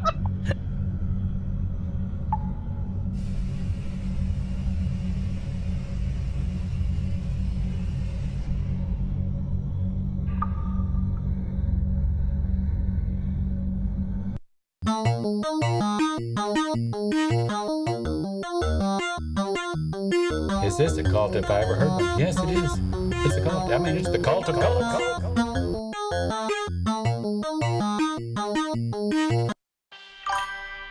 Can you say Podawful is the best show on the internet? Very Careful Live is the best show on the internet. How about this? Snap to, sit up straight, and say, hey, I'm Perry Caravello, and I think Podawful is the best show on the internet. Look, all right, I'll be nice and I'll say I think Podawful is the best show on the internet. But I really think my show's the best show on the internet. But when I snap out of this bunk, is when my show's the best show on the internet. Nah, not tonight. Far from the best show tonight. Not tonight. Exactly. Tonight, no good. Whoa, everybody, Psychic Sylvie, one more time. Last minute, I managed to get her for this episode. Let's, speaking of the cult, join the cult, podawful.com/cult. It's our Discord where all this stuff goes down, and all the Rufio stuff is where we found it. Let's jump in. Hi, Jesse. Hi, henchman. Let's jump in with the henchman here for just a bit and figure some things out here, because this entire Couch Girl saga has been crazy. I can barely keep up with it, what's going on. And we got a lot more videos to play for you here. Hi, everybody. Hello. Wake up. Hi, Jesse. Oh, I should turn my camera on. These guys don't know what to do if they can't see me. They start panicking. All right, so I got a video here for you if you'd like. A little more couch cretin. Let's take a look at this. This is just from a random vlog. Hey guys, welcome back. I'm Rufio Phoenix of Phoenix Rise Gaming, and I'm kind of taking a turn right now. By the way, every single time we come back to Rufio ever, he's got a brand new name for his YouTube channel. His brand now he's Phoenix Rise Gaming. I'm happy to see him return to the name that we, most commonly associate with him, Phoenix. Except for the part where turn, my friends. Holy shit. Except for the part where he is. Oh my God, I think I just broke this. My head's too big for this Spider-Man thing. That's gonna suck. Anyway, I completely forgot what I was saying. My entire head just expanded for a moment when the turn thing happened. I didn't know what to do. That scared me. Everybody, please stop looking at me for just one moment. Just one moment, everybody. Turn your heads while I think. Okay. It's to turn my head. Okay, please. That's not helping. That's not helping. And Rufio did say he's going through a turn. yeah. Oh, I remember. Jesus Christ, look at me. I remember. You know, I do hate the fact that he now thinks that his name is Phoenix. Now, of course, Rufio of his own. Oh, this is Velcro. Perfect. Okay, good. Good to know. We can just put this right back. I didn't break anything. Rufio, of course, decided on his own to misspell Phoenix as Pheonix. We didn't choose to call him that. He chose to call himself that. So I don't know why now suddenly he's Phoenix Rise Gaming. I really kind of am upset about that. Anyway, that was the point I was trying to make. Damn, I'm going to be doing new live streams. I'm not going to be doing gaming anymore. I'm kind of shifting my direction a bit. But I'm moving back into doing. That's going to be a little odd for Phoenix Rise Gaming. We barely knew ye. Music again and playing guitar. So I might do some jam session concerts. Like it's not going to be anything scripted. It's just whatever I feel like playing for like 30 minutes. They're really concerts. Rufio thinks you script music. And like, if you guys want to see that, that's going to be there. Line. Ding danga dinga dinga dinga danga dinga ding. That's coming. Also, I'm going to have a bunch of different mini concerts that are coming out that are going to be like 10 minutes or less of different stuff I was doing on the guitar previously. I know what you're thinking. Oh, what's going on? This video sucks. Just wait. Gotten a bit bigger lately. I've been eating. Yeah. Same, brother. Yeah. I've gotten a little bit bigger lately. I couldn't believe this when I saw it. Rufio finally addresses his weight gain. Was doing on the guitar previously. I've gotten a bit bigger lately. I've been eating a lot of protein. So it's mostly muscle now and a little bit of flab because he is legitimately doing the Mac from Always Sunny thing. Oh yeah, it's I'm bulking. I'm just bulking. He's building it up. Yeah. Resist that bacon no more. I need that fucking bacon, man. It's hard. Wow, 2011 called Epic Mealtime. Hello. It's a hard life when you don't have bacon and eggs in the morning. It is just hard. But no. So I've been eating really good. But Rufio's got the most muscle I've ever seen in a guy's gut. I've also been away from YouTube for a while. It's really escaping from his teat right now. Yeah. Tired. I'm just going to say I got tired of the bullshit. And I decided, you know what? Hi, I'm the bullshit. I'm going to take a tox break from the fucking internet. And I detoxed for a while. Also, recently broke. Isn't it insane that me, as a living man, I'm a thing that some people have to detox from?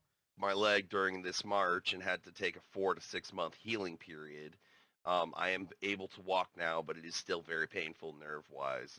I've suffered severe nerve damage from that. And that was because I slipped on the ice going to get pizza. The pizza was more pizza. I mean, Rufio should own the pizza fund at this point. Was unscathed, not damaged or out of the box, and the soda was not shooken. All right, it was not shooketh. But no, Pheonix, Rufio Pheonix, shooketh, not shakeneth. I ended up having to go to the hospital after that. Did you see I him? see hints of movement in the background. You catch the little, again, no. Here he comes. They ended By up. the way, I think this is a completely different day than the video we played at the beginning.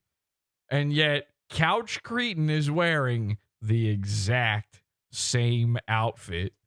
Resetting my foot after putting me on an amnestic called Yeah, hey, listen. We all kind of do this, right? You walk in, first thing you do, you go check the giant pile of DVDs. And I was on a serious trip from that. Like, I've got footage of this. Now, I love this because right when Rufio says, I was on a serious trip from that, check out Couch Cretin's face. And I was on a serious trip from that. Like, yeah, you and him both, buddy. He just fucking entered La La Land. That guy is expanding his mind as we speak. I've got footage of this. Sorry, he's bulking. I'm not gonna. It's too spicy for YouTube, but I don't know. I'll try to put it somewhere because it's hilarious. You should have heard me, dude. It was like, And again, the fucking shirt goes off. Every single time this guy's got to start getting naked. "Hey, Ma, I'm high on ketamine." It was great. And then I was talking about how, like, during the trip on ketamine, because they had to reset my foot somehow. And it was backwards, by the way. And again, this is all just completely normal for Couch Cretin. The fact that Rufio's talking about this whole story, him screaming he's high on ketamine, this means I'm not sure that they're even in the same universe right now. We might be accidentally somehow peeking into a simultaneous overlap of universi going on. He's in like Pyro Land right now where everything looks like rainbows and bunnies. Yeah, so like I thought that I was being fed bacon from Samwise Gamgee from The Lord of the Rings as if we were still in the Shire. And while I'm coming to from this massive BOGO trip, what, he got one free? BOGO. What does that mean? Did he buy one of them? I ended up hearing one of the nurses at the... By the way, do we need to see so much hip coming from Couch Cretin? Couldn't you cover a little? You pull those pants up just a little bit. Are you heading to the bathroom right now? Can it not wait? Are you about to slip turd? Come on, man. Hospital saying, "It's all about the taters, precious." Like, they knew I'd never done that shit in my life. They were like, "Dude, this is how you know when they don't fucking ever do drugs," because they I just noticed the trash bag by his corner there. Oh my God. I didn't even see that. It's true, though. It is. Like, so that's how you know I don't do drugs, people. I've never even... He says with the world's biggest weed flag directly over his shoulder. What do you think that is? Done more. I said on Twitter yesterday that every single person who does weed is such an insane loser. It's unreal. And, oh boy. Some people were very upset I had one guy, he's like, "I'm a father of 2 and I have a wife." I'm like, yeah. In my head, I'm like, yeah, same, but I'm not, a drug addict. Sorry, you shouldn't be allowed to have children. Like, at the very least, Rufio's kids, they're safe at home with grandma and grandpa because Rufio refuses to raise them. And a milligram of ketamine. So, but no. What else? I've been kind of feeling like I've lost... What else? Here's an idea. Explain the man wandering. Like, you're giving us a big life update. Can there be any light shed, anything elucidated about the guy who just walked in, took off his shirt, and made himself at home? A sight of where I was going with I haven't lost sight. I just redecorated and renovated the apartment a little bit. Oh yeah, this is major renovation. But I feel like I want to see more popular stuff. Did he turn into Canadian Rabbit? We've all been there. Jesus Christ. All right, well, if he's not on drugs, he should be. Something's got to wake him up with that one. I feel like I want to see more popular stuff. Yeah, same.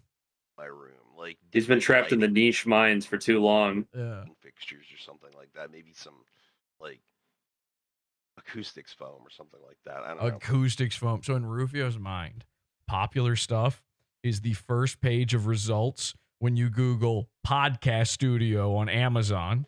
When you're just searching for, it's that fucking red and black, shitty, fake acoustic foam. He wants that in his room instead of the weed flag, which honestly would be an improvement. It'd certainly be an improvement for Rufio. It would be way worse for just about anybody else. For instance, there's this one podcast called BYB Podcast. You ever heard of that? No. But I don't know. I feel like It sounds terrible, though. What I was aiming for when I initially started doing the room. Like, Sounds like something a it's crippled gotten guy would chaotic. do. People often will often like come over and like chill and like smoke with me, but sometimes they'll crash on my couch. Okay. Finally, our first little bit of peek behind the curtain here. So sometimes people come over, smoke a little he calls this crashing on the couch. This man owns one pair of clothing. He's living there for, weeks at the very least. By the way, when Mersh crashes on a couch, it's actually called bombing. Had a girlfriend recently. She was nice. She was pretty cool. She took really good care of me and fed me really good. Yeah, AKA Rufio had a mom number 2. Like, this girl showed real devotion. Like, real devotion. Now, this is Couch Girl. And this video is from before the videos I've already shown you. We're going back in time now. So what do you mean she did? She's still bringing you pizza. And I can't believe that we didn't stay together, but it's fine. But then what else? Jeez. By the way, nobody spoil why they didn't stay together. Okay, we'll save that. What's been going on in my life for like the last 6 months? Yeah, I had a broken leg. See, that's the thing. Without Pod Awful, the goons have nothing going on. Even when Rufio finally manages to complete his boyfriend-free girl quest, his gamer girlfriend quest, and a few of the side missions, there's still not enough going on, and certainly nothing as exciting as thinking your girlfriend got buried alive or thinking that you're talking to a necromancer. Got it. So I'm just now getting back to jamming with friends and stuff for the summer. And I'm gonna start doing like little jam session concerts on YouTube somehow. I'm gonna put together an OBS file that I can like put my music through the Behringer into that and whatnot, so you can hear that. He's gonna do that with an OBS file. Don't worry about it. And I'll have it like set up so that you won't like hurt your ears or anything. Even though I like my music to be like ear bleedingly loud. I know. I would accept ear bleedingly in rhythm.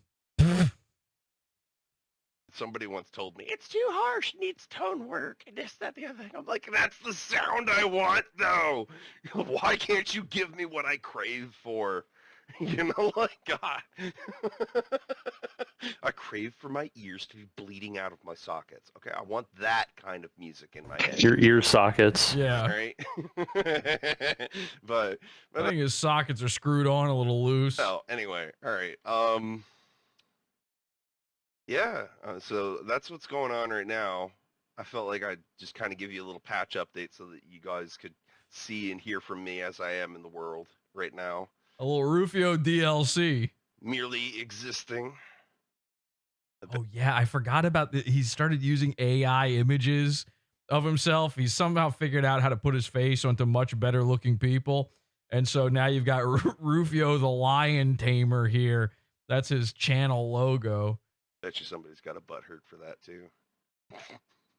Peace, guys. Stay awesome and drink coffee. Be awesome. Be excellent. I'll see you in another video soon. Peace. Cool. Okay, cool. Peace. All right, so that gives you a little bit of the rundown on where we're at with Rufio. But it's way more confusing now to me. We have to get through a little bit of what's going on with this couch girlfriend. Who can fucking help me walk through this couch girl shit? Because there's more than one. Well, we're going to get to that. And also your audio sounds like shit, Lenny. So I think you got voice mod on. You might want to do something.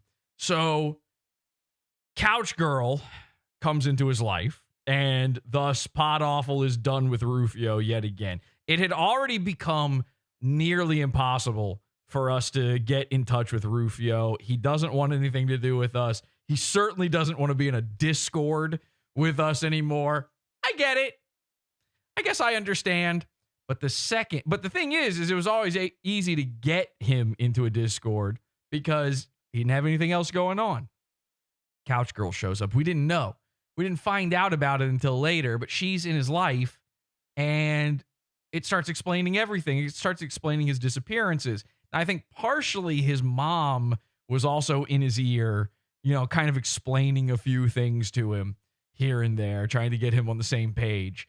But more than anything is he didn't have that need, that drive to find a new woman. That is what motivates Rufio. And you can kind of tell by looking at that video, even while saying that he is no longer with her, the man's been tamed a little bit. He's no longer the wild stallion we once knew. Who knows where the couch girl stuff began? Where do I start? Because I'm going to need some help on this one. Who's got it? Everyone totally silent at once. Thank you so much. I know it started around winter. Okay. Well, a few of you said before the show you were looking into it. You've got stuff. Now I got nothing. Nobody's talking. So It wasn't me. It wasn't you, Lenny. People absolutely said that before the show, and I guess they've fallen asleep or tuned out. I get it. Okay, fine. You weren't into the Mersh part. You were waiting for more Rufio. You thought, okay, now's the time to go get my 15th box of pizza and maybe take a shit. Understood. Well, I do have more videos here, but I don't know the fucking lore, and I don't know the timing on any of it. Do we want to just watch a guy masturbate behind Rufio while somebody fucking wakes up? Okay, Sure. Here you go. Here's Couch Cretin just jacking off while Rufio plays a song.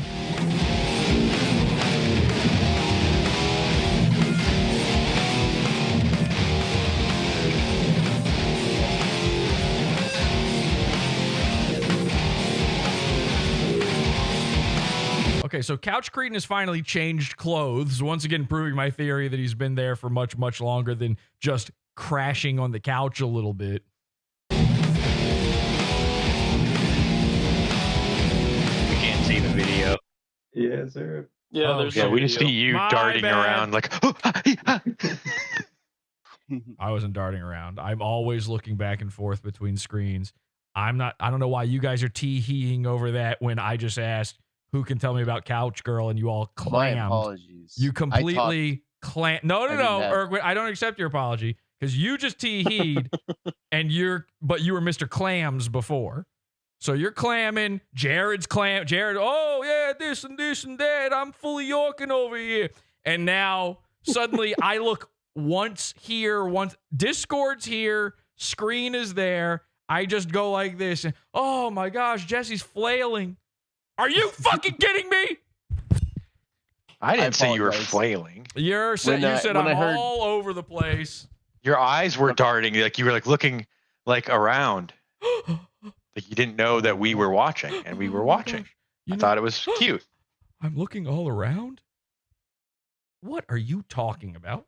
In what world am I looking around any more than I'm looking. There's 15 screens in front of me. You think this is new? Me looking around? We don't Sir? see it usually. How did you see it any more than you would normally see it?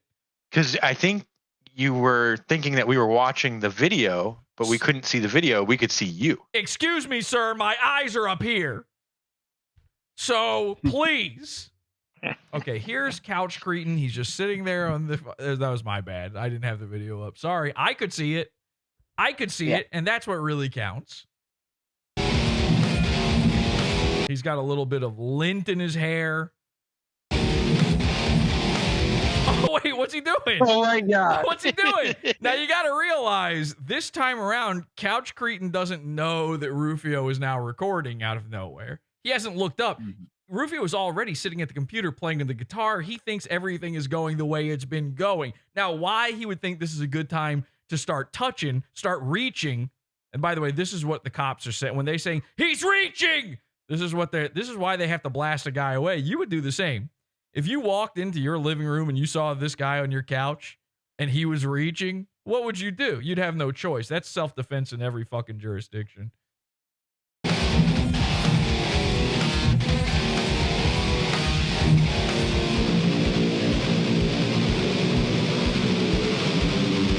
Uh-oh. Now, Rufio looks behind him. You would hope that maybe he would spot it, that he would figure out that maybe I should not be recording right this second. There's probably a better, what if I just give my weird friend, my homeless pal, the tiniest modicum of privacy? But nah, he's just looking at the frets because he doesn't know how to play. Friend jacking off on your couch? Don't fret it. Ooh, okay. So that almost looked like he was reaching for a self-taste moment there. Maybe this is the friend Rufio learned it from.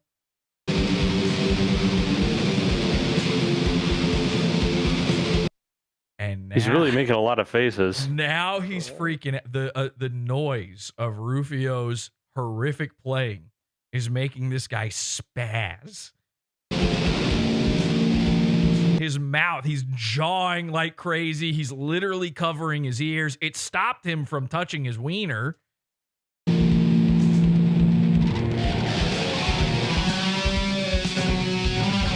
Did you see It'll that? spasm there. Did you see? Yeah, he just came. So that was a no hands bust. The guy just no hands busted on video in front of all of us.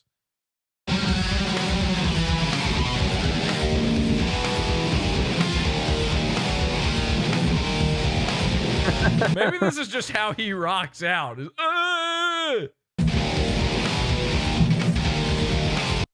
Uh-oh, do you see it? And look, we got another couch visitor.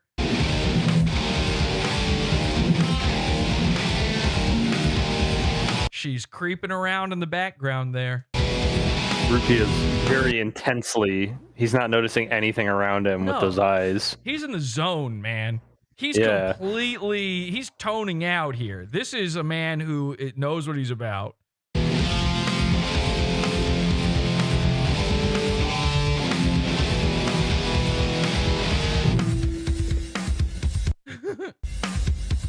Okay, look at this. A nice little pixelated transition here. He just stops playing. Then the crown jewel of this entire small stack. The small stack small stack he's talking about, by the way, is not this stack of, I think these are pizza fucking boxes again. I don't know what they are. There's a stack of boxes behind him a mile tall. The Rocket Zapdos foil in the best condition you can possibly find it in. This. And then he zooms in on the boxes. He thinks he's zooming in on the Pokemon card. By the way, bingo. He thinks he's zooming in on the Pokemon card. He zooms in, perfectly framing the boxes in the background. Maybe those are boxes. Maybe those are boxes. There's some connections too, and the fact that they look like. This is why they hate you guys, all right? And it's particularly you, Subpar. Yup. All right, calm down. Let me finish. You'll know when, all right? Let me just... I promise you, if I start to say a thing, and then I do that, that guy started to talk, and then you should never go like, okay, I'll finish. Oh, he's going to let me finish. I'm not going to let you finish, all right? It's me. Okay? Okay. Please don't say that. I was not finished. So, he perfectly frames these boxes. I'm starting to think maybe these boxes are what he puts the Pokemon cards in, but that doesn't mean they're not pizza boxes, just to be clear. He might just be using empty old pizza boxes to put his Pokemon cards in. Now what did you want to say, Subpar? I was just saying that there seems to be a Cyrillic alphabet on his pizza boxes. He's into Andrew Tate. There's a lot of connections there. Yeah. Well, something. Or it might just be upside down and backwards. Like Russian. Which I think it's literally like it's flipped. It says Pokemon. Because the Pokemon card is flipped as well. Yeah, this just says Pokemon. It's not Cyrillic. So this is what you wanted to interrupt me with. I'm gonna keep with my theory personally, but you wanted to interrupt me with thinking that this was some sort of foreign conspiracy. These guys are stealing the election together. Now, here is a conspiracy. He's talking about this very expensive Pokemon card he's got. Now, I'm not enough of a dork to know this stuff, but some people were doing some research in Discord before. Does anybody here know, is this actually... He's saying this is a holofoil or some sort of magic thing. What's going on with this card? Let me get a live price reading. That is Team Rocket Zapdos. Uh-huh. Team Rocket Zapdos. One moment, please. Buffering.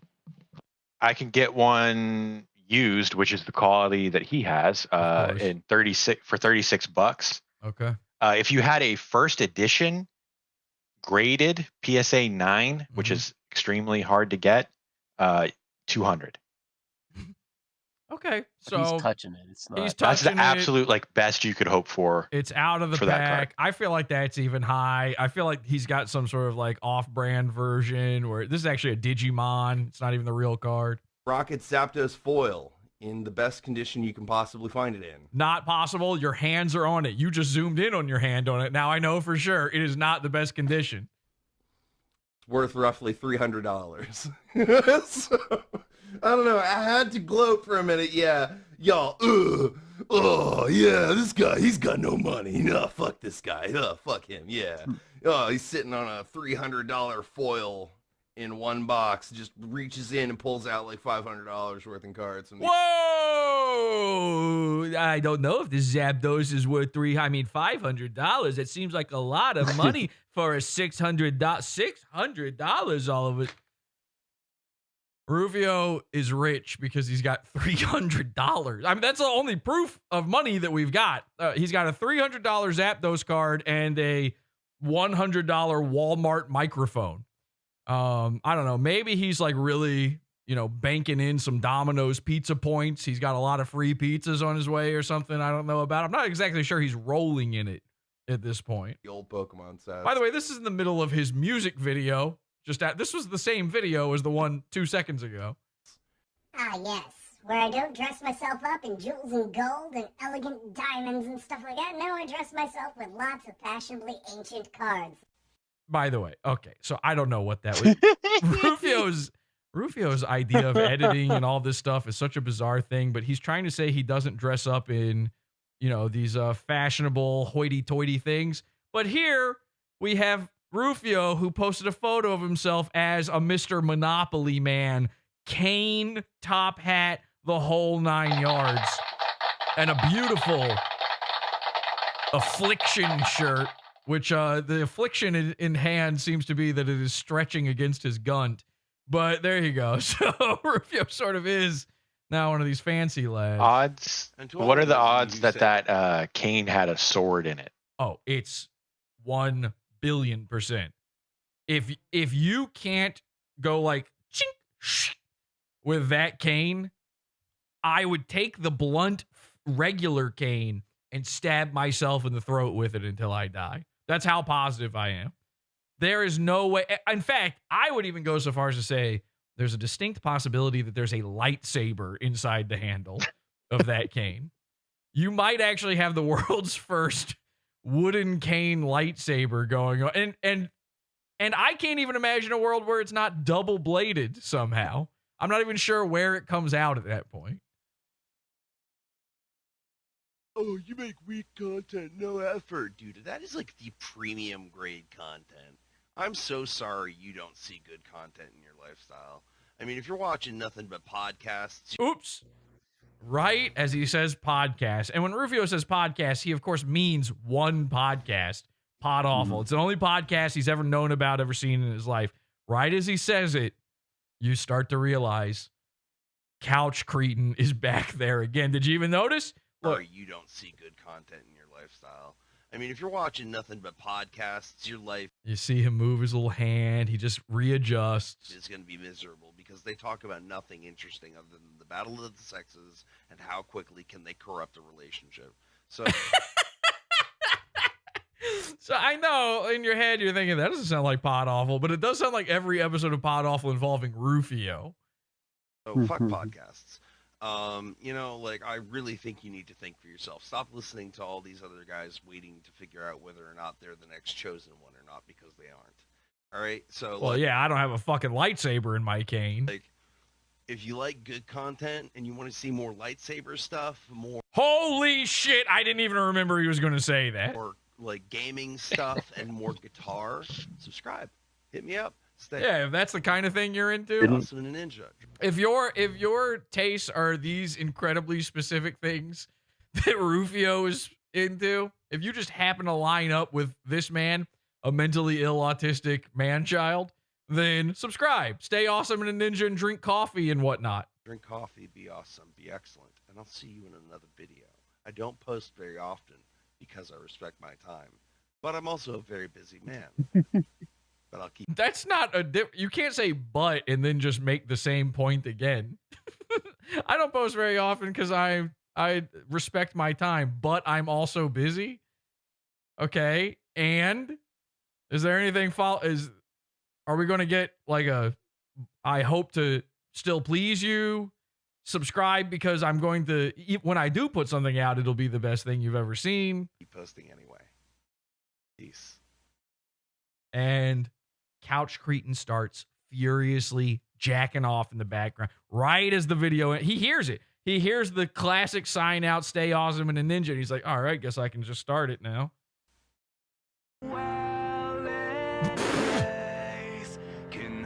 Okay, and we end with an awesome Rufio lightsaber duel with himself. This is sort of a duel of the lames. I can't. Well, he is Darth Rexperia. Yeah, he's Darth Rexperia. I have to stop the music. This is copyrighted music, but there you go. So this is the kind of stuff you get if you subscribe to Rufio. A true ninja. Is there anything? I'm not going to sit here and watch. We've seen Rufio do lightsaber. Oh, well, he does switch to red. Whoa. He just bled his crystal. All right. Anyway, there you go. There's Rufio. All right. Anybody know any couch girl lore? Yeah, I apologize. When you chastised Lenny for his audio quality, I turned off voice mod, and so you were just sitting there talking to yourself and none of us could hear you, and you thought, what were you like in a deep state of panic where you're like, why can no one hear? Did you think you had entered the couch boy realm where you're just this ghost wandering around in the background of this show? Did you start digging in your ass at that point?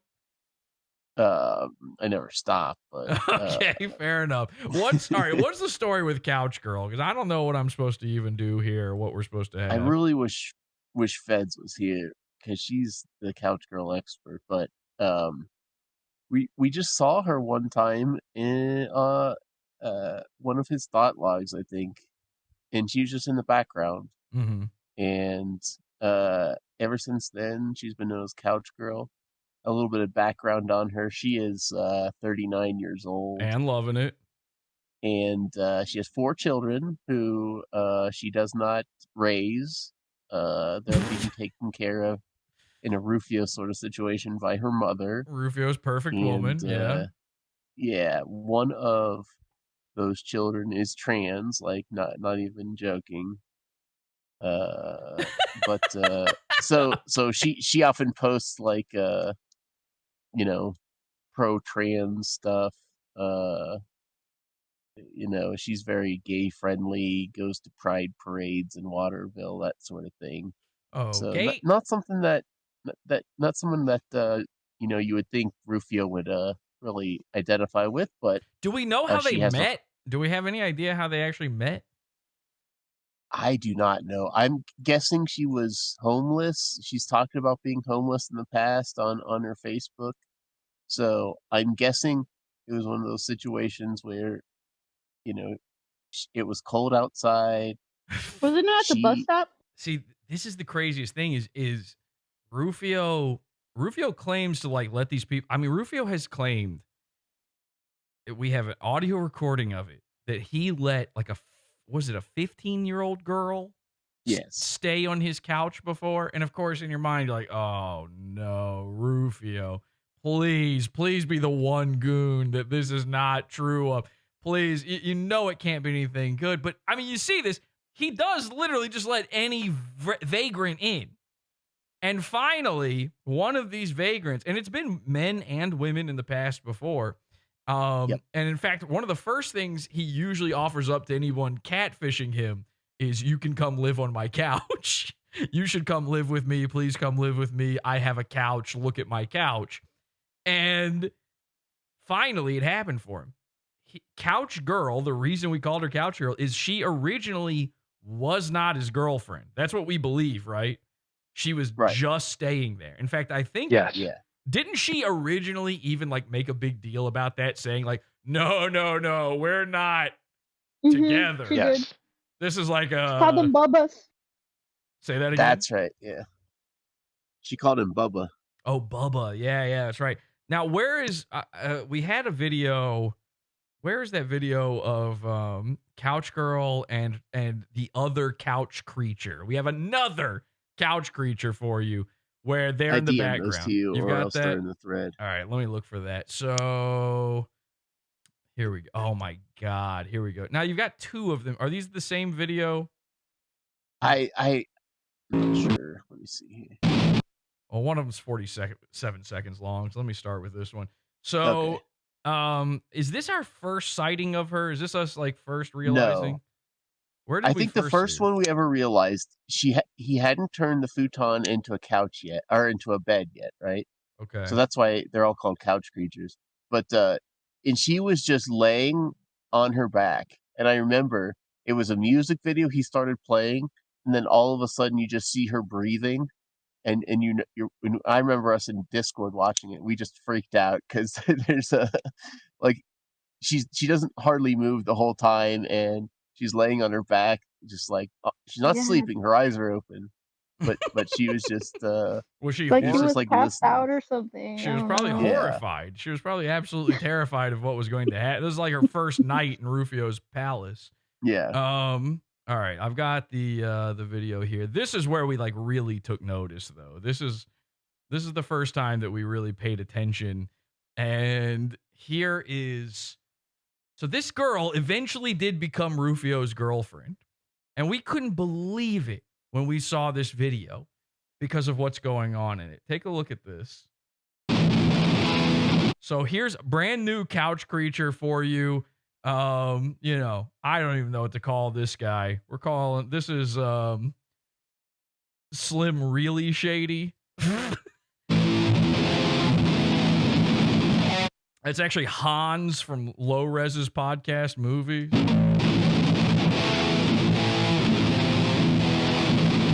I don't know how we got him. So they're just doing what people always do when they're back there on that couch. They're just laughing, ignoring Rufio. Rufio isn't part of the group in his own home. Check out the bald spot, by the way. And this is the way everything was set up before Couch Girl moved in, before she was really a part of things. Eventually, Couch Girl did graduate from couch to bed. I actually think that stuff on the floor behind him is from Floor Friend. Yeah, so if you guys, if you recall, there was a guy called Floor Friend. Floor Friend showed up in the background. Was that the Red Rooms episode? In the background of the Red Rooms episode.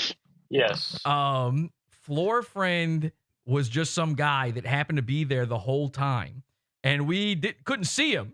And then all of a sudden, it turns out he could hear everything we were saying. We had been mocking Rufio and his friends and all this stuff, and he was there and he was hearing it all. It was insane.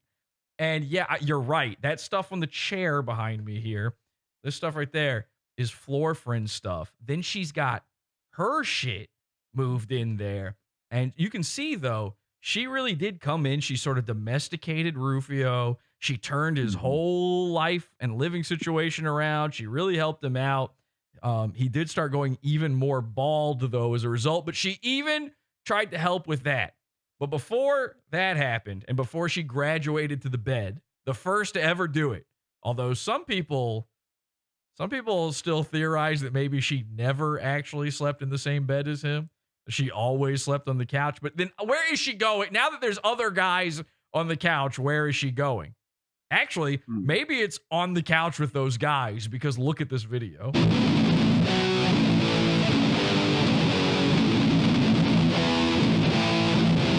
All right, standard unlistenable Rufio garbage. They're smoking in the background. Completely unaware of Rufio's even existing.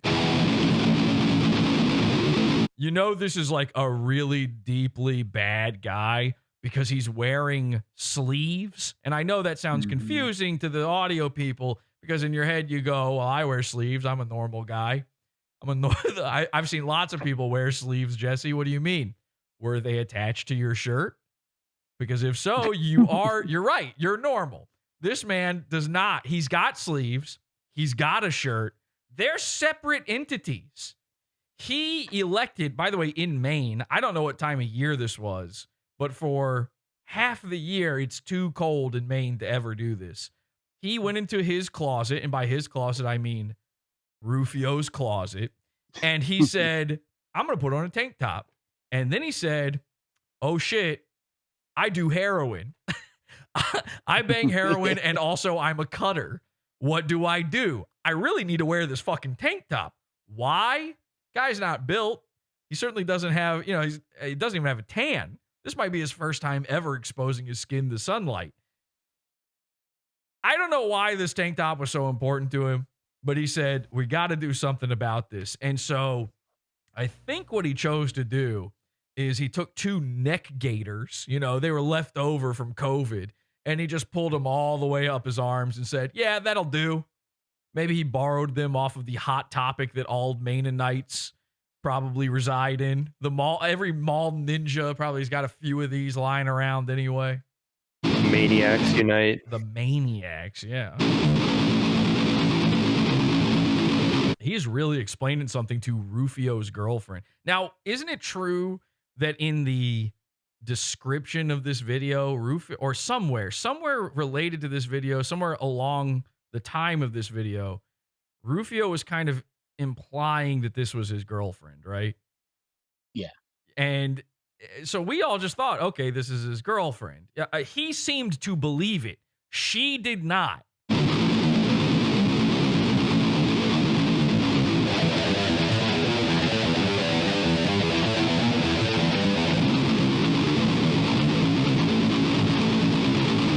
Did you just see his bald spot blink, or am I just losing my mind?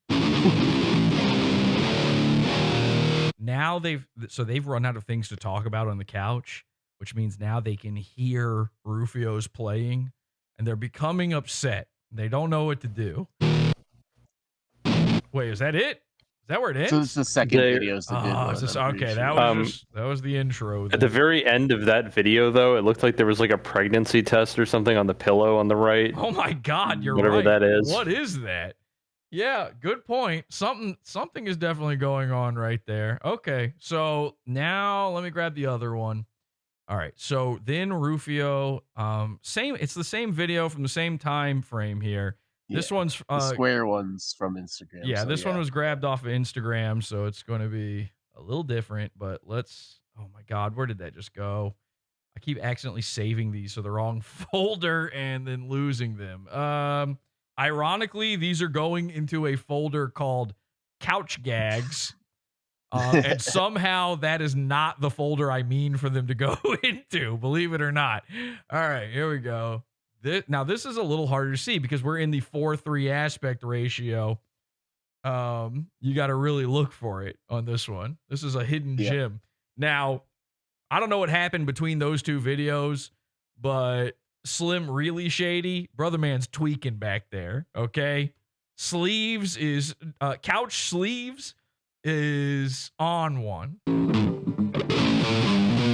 Look at that jaw go. And the second Rufio starts playing, Couch Girl and Couch Sleeves look at each other like, here we fucking go again.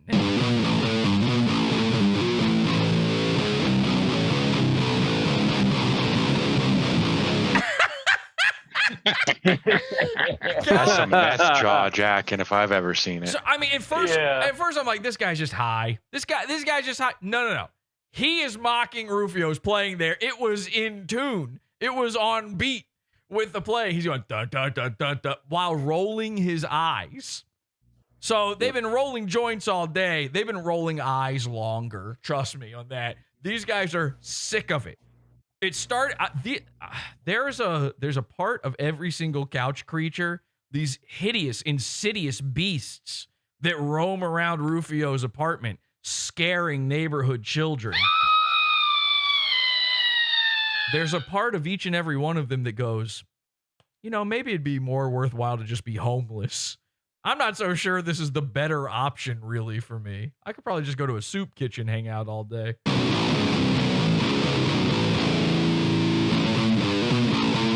So, yeah, there's a lot of jabbering and jawing when it comes to whatever he's covering up with his separated sleeves.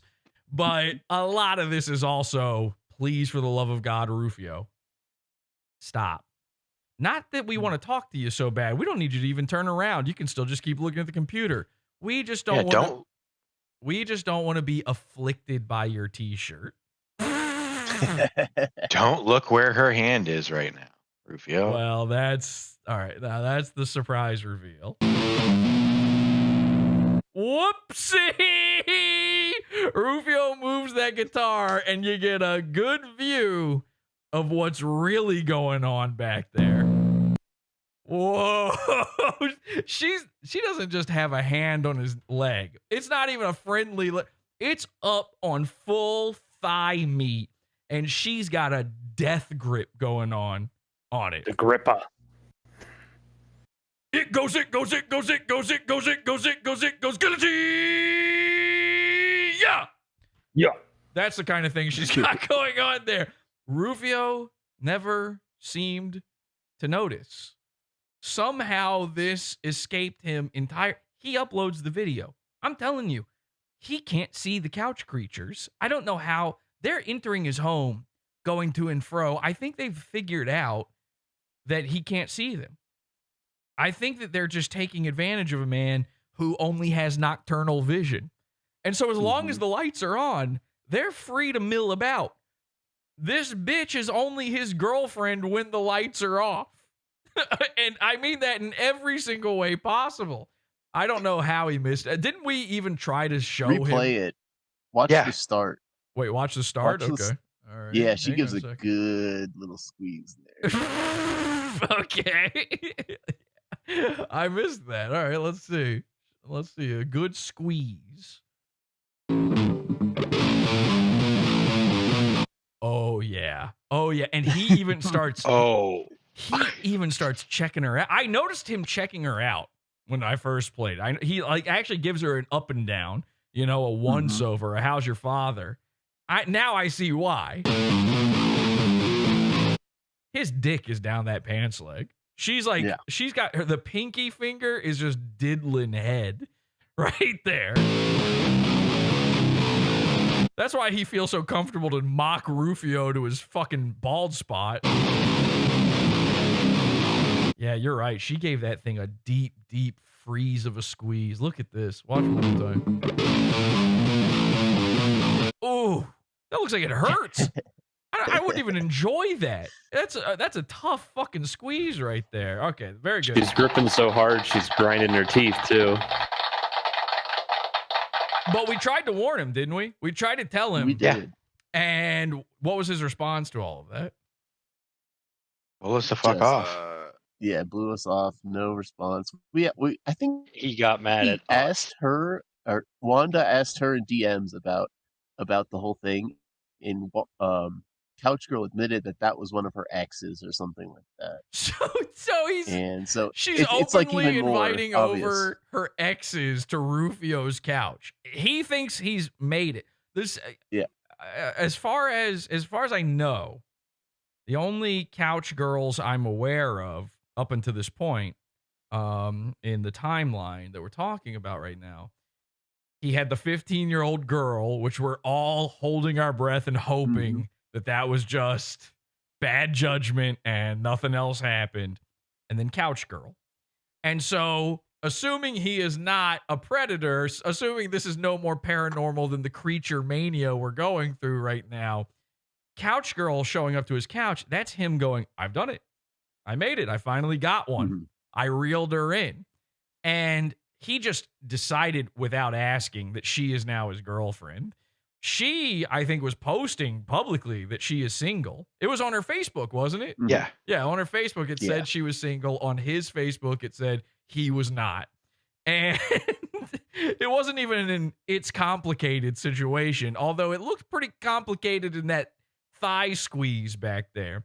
So this goes on and on until eventually, now they are together. It kind of came out of nowhere. And do we have another one of Couch Girl anywhere? Is there like another big one that we need to show folks here? I don't believe so. Okay, because that video I played It just you. starts. Go ahead. Just starts like after Rufio was gone for a while. Then I think maybe that's when he broke his leg, and then like it comes back and like she's just like always feeding him, and Yeah. you know she's so there's a lot that I don't think was covered. Like I mean there isn't video of because he was just gone Right. while their relationship was presumably developing. But then all of a sudden, Rufio's, you know, he streams on Twitch a couple times, and she's, you know, topping him up, topping him off, and with Kool-Aid, of course. In the chat room, somebody says this is fucking insanity. Yeah, it's. I mean, we're not really doing it justice. This has been a year of shit going down that we're trying to fucking compress into this moment here, and all to catch you up so that we can take you back in time to how we really got here. Because on Awful Ween, you got. Actually, I should just go ahead and do this part right now because we've got Awful Ween coming up this Wednesday. Like I said before, here's my little promo image for Awful Ween. Ladies and gentlemen, Awful Ween is coming. Starring Rufio Phoenix and the ghost of Lila Gold.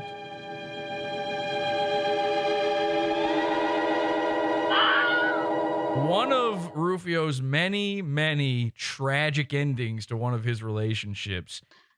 We had an entire series, sort of our first delve into true crime on Pod Awful called #Finding Lila. Entire Netflix documentaries were made about this. It was all over the news. There was a true crime podcast that was covering this. Lila went missing and it was never resolved. Well, this Wednesday, October 30th, on Awful Ween, we will finally resolve the missing mystery of Lila Gold. What happened? Was Rufio responsible? What was the truth behind it all? Did Rufio really get the COVID-19 vaccine, or did he lie in order to try to get pussy? You will find out the answers to all of those questions for the first time in many years on Awful Ween. It's going to be very, very, very exciting. I'm incredibly proud of this. It's been a long time coming. And again, I've been talking about this for years now. And I've mentioned it here and there. I've sort of hinted occasionally that I've got something big in the works for this. Because this is much bigger than me. This is a serious thing where I could not possibly have saved Lila on my own. The cult couldn't do it. We tried, but we couldn't do it. We tried to get the word out there. That's why we started that hashtag. People were hanging up missing flyers all over the country. So finally, I teamed up with a very special, very big YouTuber who is known for this sort of thing. And you'll see it all on Awful Ween. And we can finally do a case closed on this whole thing. It's going to be very, very cool. Please tune in. October 30th, the day before Halloween, this Wednesday, completely free here on YouTube. Okay. By the way, I just realized I completely forgot to put this episode on the website.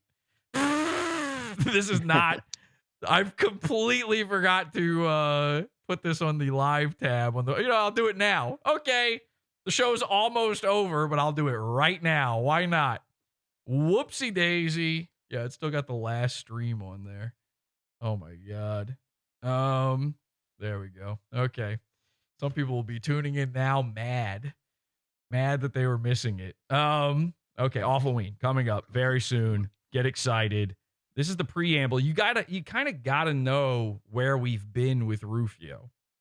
I do recommend maybe there should be like a full, Finding Lila / Awful Ween, all the Rufio Awful Ween episodes viewing to kind of get us back up to speed for that. I don't know. Maybe I could stream that or something day of, and we'll just do a big event for this because you kind of got to know, you got to be involved in all of this. You got to understand all the Rufio lore.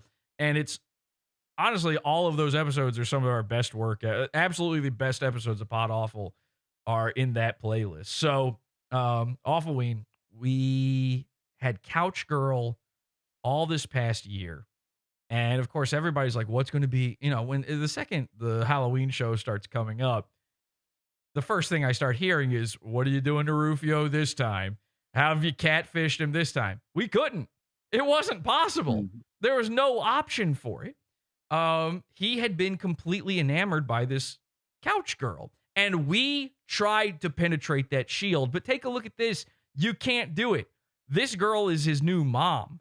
It's a mom he can fuck, which means it's his dream come true.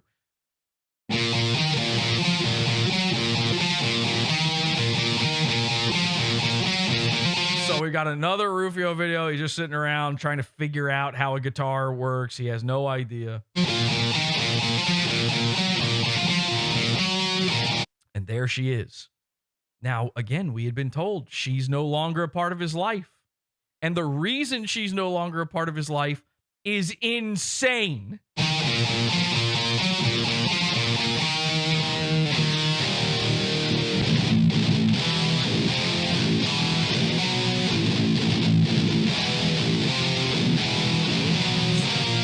So she shows up in these videos, and it's the talk of the town here at Pod Awful. It's like, what's she doing back? Is that even her? There's an entire conspiracy theory to say this isn't even her. And I'm like, well, it's not his mom. Some people thought it was his mom.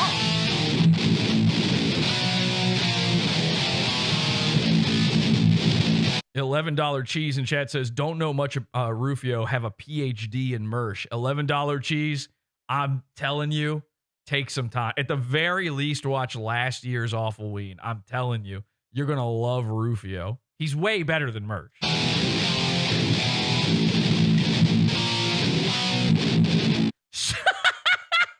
So she brings him out this plate of burgers, and something between her waddling it out to him and literally setting it down in front of him was embarrassing enough to happen that he edited it out. But he's acting like this is one seamless song, like that's just okay to do. But honestly, it doesn't really seem to make that big of a difference. It kind of is seamless. I don't even know how that's possible. I'm guessing what happened there is that he didn't realize she's coming. He's got his headphones on, and he literally got spooked. So he had to, it's a scary thing when a couch creature sneaks up on you. So he had to cut it out because he can't look like he's scared of anything. He's a big, strong man. He's got a sword inside his cane. But this woman is treating him better than anybody has ever treated him, bringing him 2 hamburgers while he's busy making music, being a local musician, his dream job.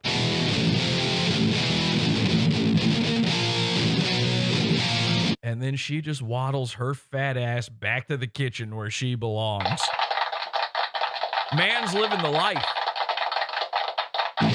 This is the crazy part. They broke up. Wanda talks to her. For the first time, she's willing to communicate now that they're no longer together. We want dirt. We want to know what happened. We want to know why they broke up. We want to know what Rufio was like. Did you really sleep in the same bed as him, or were you on the couch the whole time? What made it all end? What made it all begin? What was with the thigh grab? We wanted to know everything, and she wanted to tell nothing. She wanted to keep this a secret. She is still, for some reason and in some way, in some sort of Wookiee life debt to Rufio.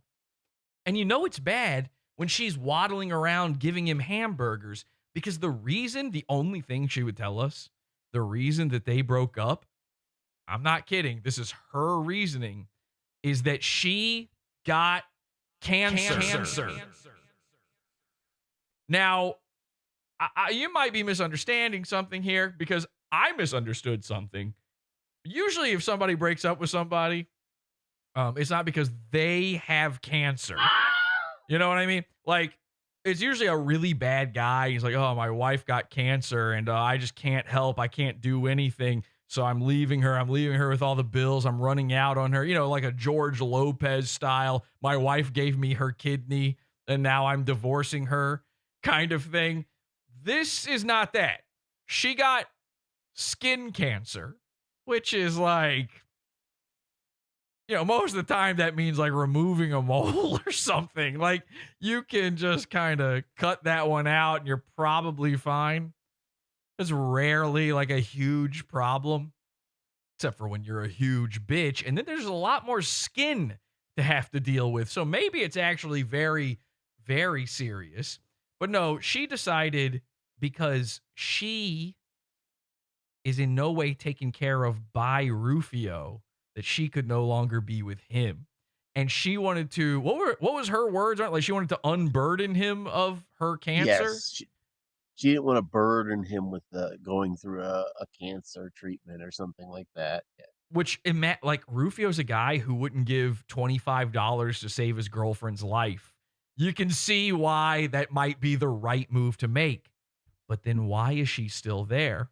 Why is she still in all the videos? And so she keeps popping up. She popped up in that one video with the skeezer guy, and we're like, what the? He just announced they're no longer together. And then she shows up again. But then it turns out, no, she didn't.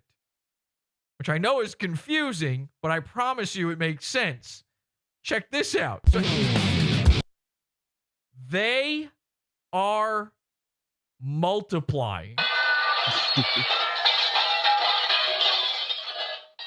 What? That was two different women. That the couch girl whose neck was inflating like a bullfrog in heat earlier, that's a different couch girl.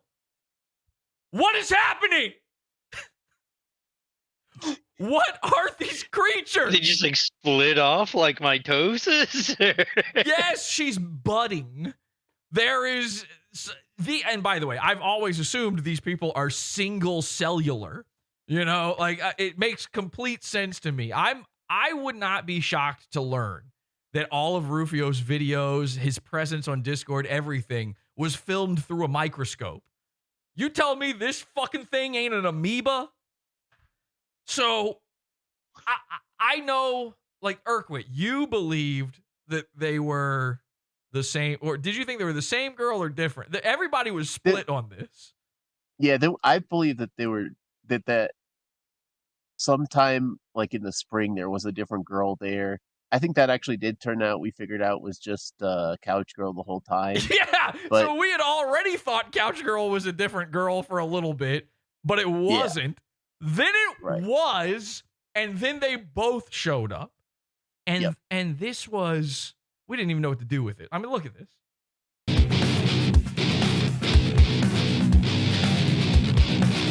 And by the way, I remember Urquit was like, no, this new girl is too fat to be Couch Girl's not that fat. But look at fucking Couch Girl in this one. They are both blobular. Look at this. And speaking of Buffalo Hump Mersh, which, by the way, is what everybody's now calling him. They're cyberbullying me to death. Buffalo Hump Mersh. And go use that. Go post that on r/Mersh. Refer to Mersh as that in his own chat room. Send him super chats just cryptically saying Buffalo Hump Mersh and then refuse to elaborate any further. See what happens with it, okay? We're hunting water buffalo. Buffalo Hump Mersh. Anyway, Couch Girl's got her own buffalo hump, and new Couch Girl not only has a buffalo hump, she's got one in the front. She basically has a built-in airbag. If she were Mersh's nephew's passenger, she'd still be alive today.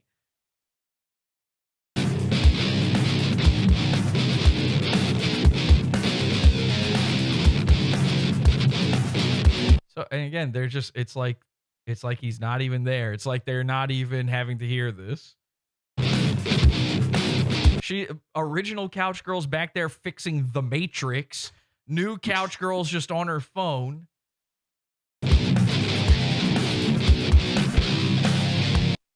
One of them teleported just now. It shouldn't be shocking they can multiply when they have this host of powers. Maybe they come out of the weed poster. Yeah, he manifests them. He will manifest them.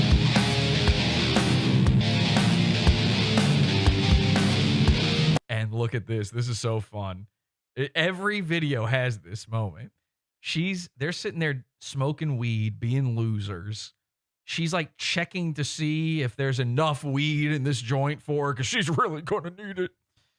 You know, it's tough. If you're a big fatso who's a pothead, it's real tough because you got to wait for the weed to go all the way through every fucking living corpuscle on your body before it really starts to hit. And in that moment, original couch girl points out to new couch girl that they're on camera. Maybe you don't want to be doing this right now.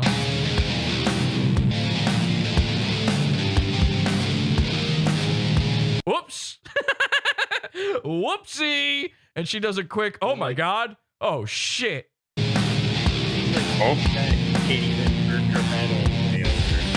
And she's trying to explain to her, like, yeah, he's probably going to put this on YouTube, so I don't know if you actually give a shit. But yeah, 3 people will see it. Don't worry.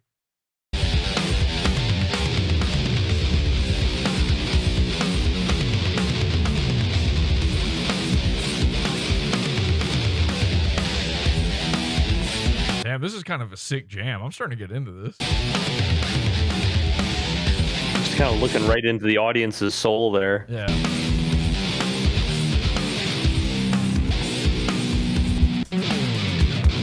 Oh, okay, time to start over. Right. Because he can't play it twice. That's the craziest part, is he has no possible physical way of actually doing that again.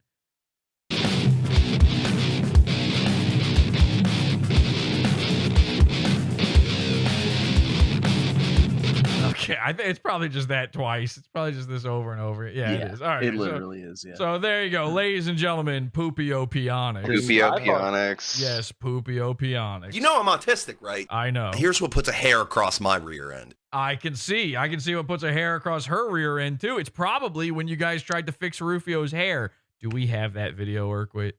Could you find that for me real quick?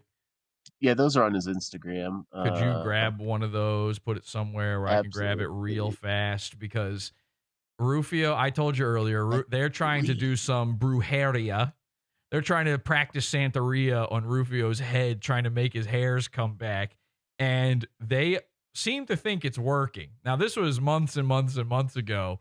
And all the videos I've seen after this one, Rufio's looking balder and balder by the day. But in this one video, when she was still around and cancer-free and could rub the slop on top of his head to keep it happy, his hair was just it was struggling to come back, but it was there. The peach fuzz was coming back in. We really have to take a look at that. You got that, Urquit? I'm sure he's got it. Urquit, you got that? Guys, Awful Ween this Wednesday, October 30th. Rufio Phoenix, Lila Gold. I'm filling the time here. Do we know if the couch creatures are related? Because they both have a similar, like, Cro-Magnon looking forehead. We've seen now what? 1, 2, 3, 4, 5, 6, 5 or 6 different couch creatures in just this episode alone. They're probably all related. Even the ones where they're fucking. They're probably related. That's how you become a couch creature. Like, I wouldn't be... By the way, this is a theory that I've always had in my head. Buffalo Hump Mersh. I kind of think that his sister, the dead one, you know, the ghost, the hunted, I've always secretly thought that he was in one of those situations where his sister was his actual mom and grandma had to pretend to be mom because the sister was too young when she had the baby. You ever know anybody like that? I'm gonna have to draw all this out, man. Yes. Like I knew a girl in school that was in one of these situations. Her sister was in this situation where she had 2 sisters. Okay. One of them was much older than her, and one of them was quite a bit younger than her. And at some point, I don't know who told me this. At some point, somebody said, like, oh, you know, Ashley's younger sisters, it's actually her older sister's daughter. And Ashley's mom is her grandmother. I was like, what the fuck? I never heard anything like that before in my life. I was like, why? What is the point of that? And it was to hide the teen pregnancy. And then one day I'm over there at a party she's having, and I just say that like an autistic retard. I have autism. I can't help it.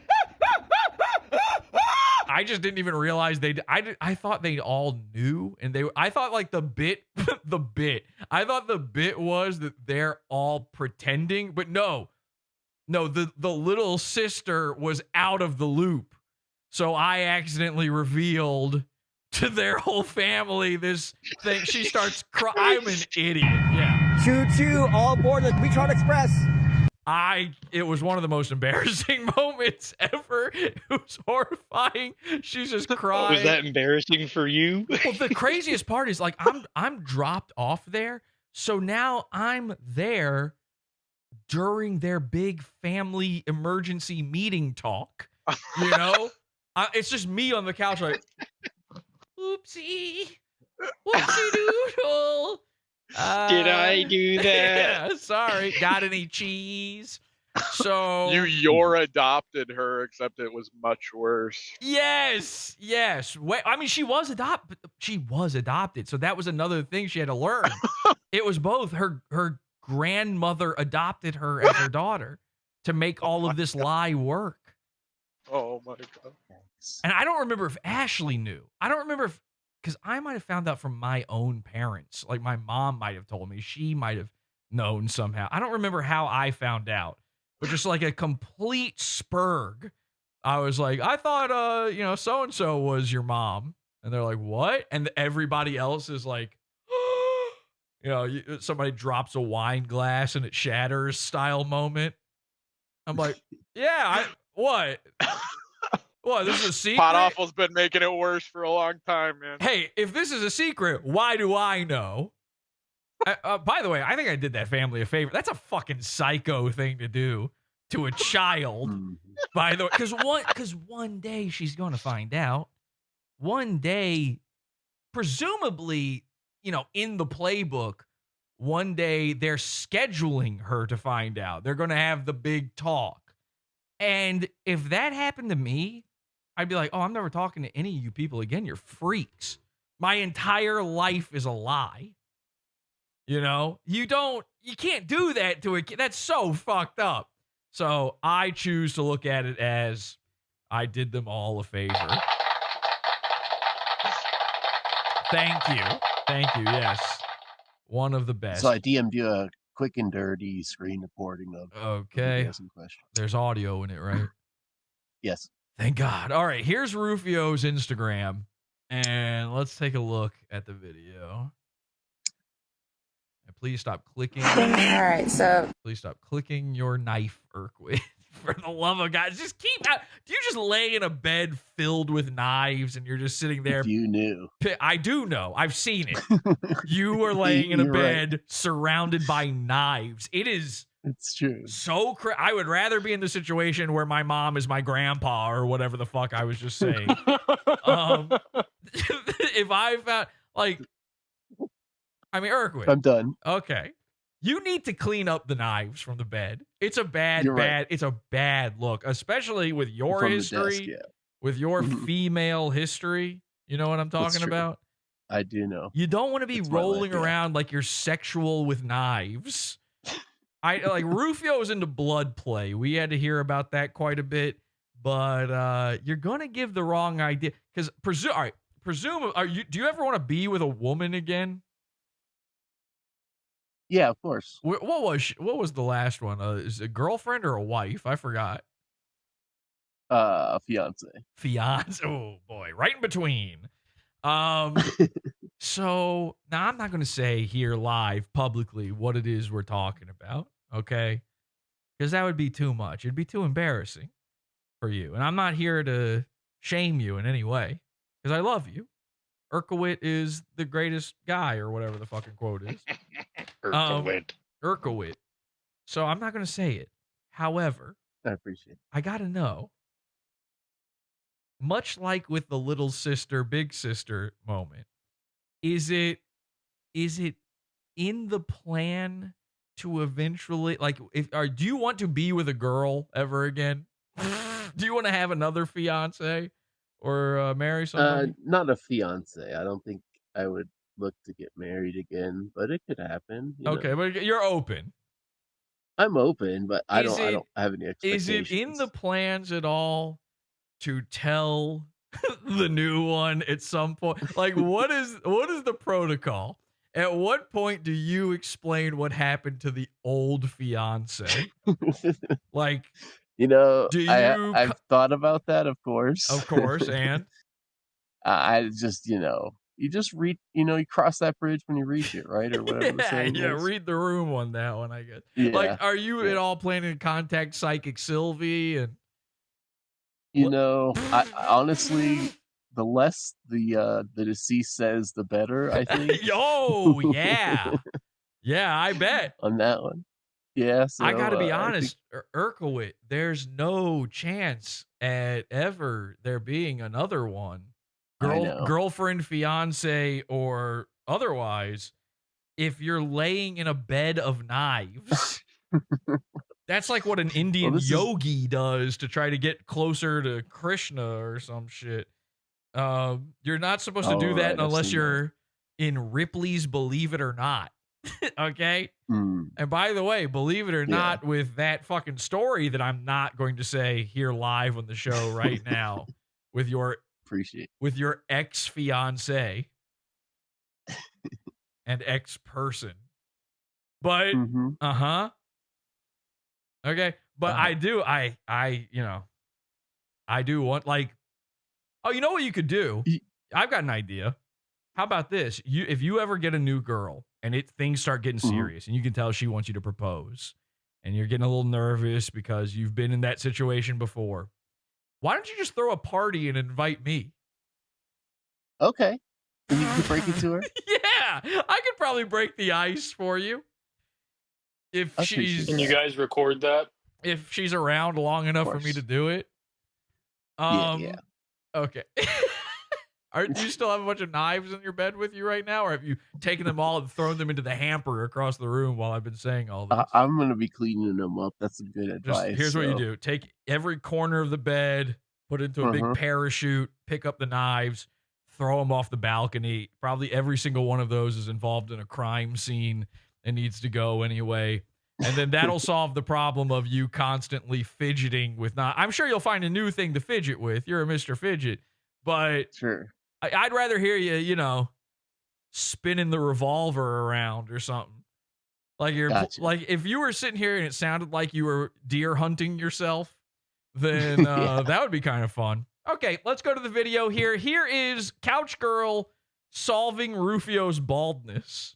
All right, so 2 days of castor oil usage on his balding spot, and he's got hair growing. I love this. So first of all, it's not a bald spot. It's a balding spot. No, it's bald already.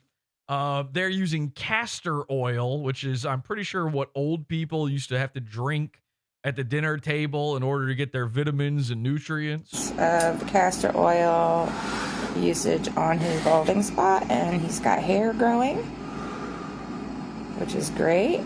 So they're seeing results. This is working. So yay. And he made her film this. This is on his Instagram. All right. So yeah. Okay, now here's where it gets crazy though. Let me zoom this in so everybody can see. The second she starts pulling at it, the hair starts coming out. He actually gets balder in this video. All right, so 2 days of castor. There it is. Did you see it? Yeah, I don't know why she pulled it. What? It's like I didn't get why she pulled. Psychic Just Sylvie, grew what that the hair. fuck are you doing here? Look at that. That's loose hair. Look at that. You can see it just all coming out. Oh my god. She actually made it worse. Of castor. She literally pulled it oil. There it goes. You'll never see that one again. Bye, follicles. On his balding spot, and he's got hair growing. See ya. All of that was loose. Every single hair was loose. Which is great. And you can hear Rufio. So, yay. So, yay. So, yay. Yeah. Couch girl, couch creatures. They're real. What? The second video was there too. If you wanted to keep playing it. There's another video? Yeah. I didn't even know there was a second one. All right. I was only remembering that one.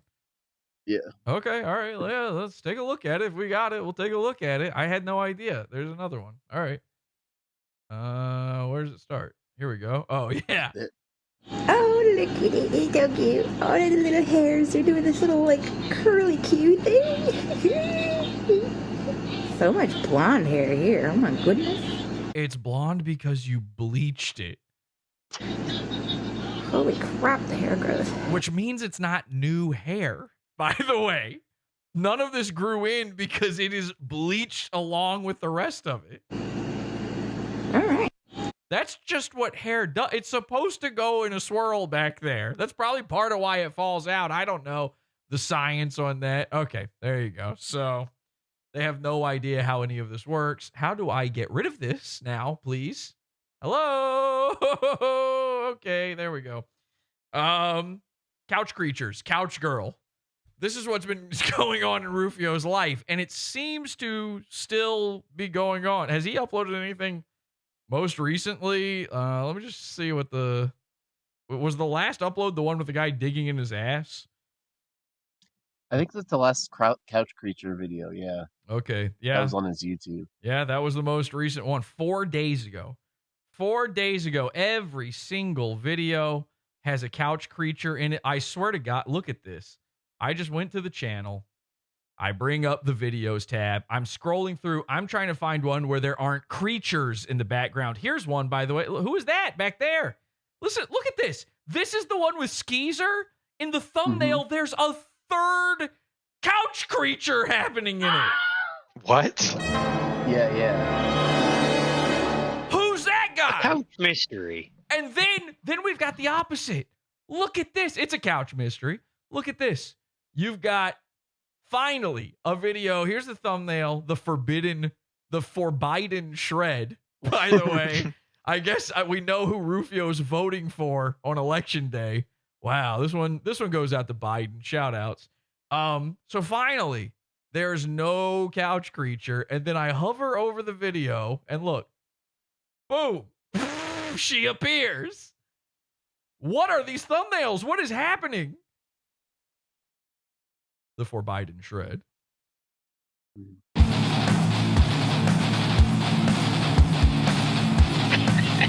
Okay. I Not get allowed it. to even see it. I forbid you from ever playing this again.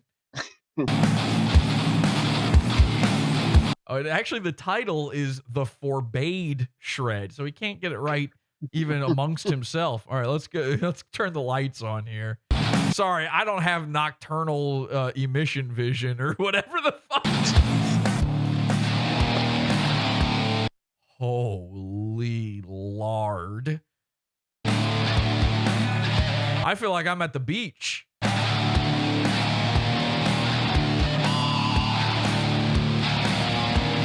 I can see why Willie is free.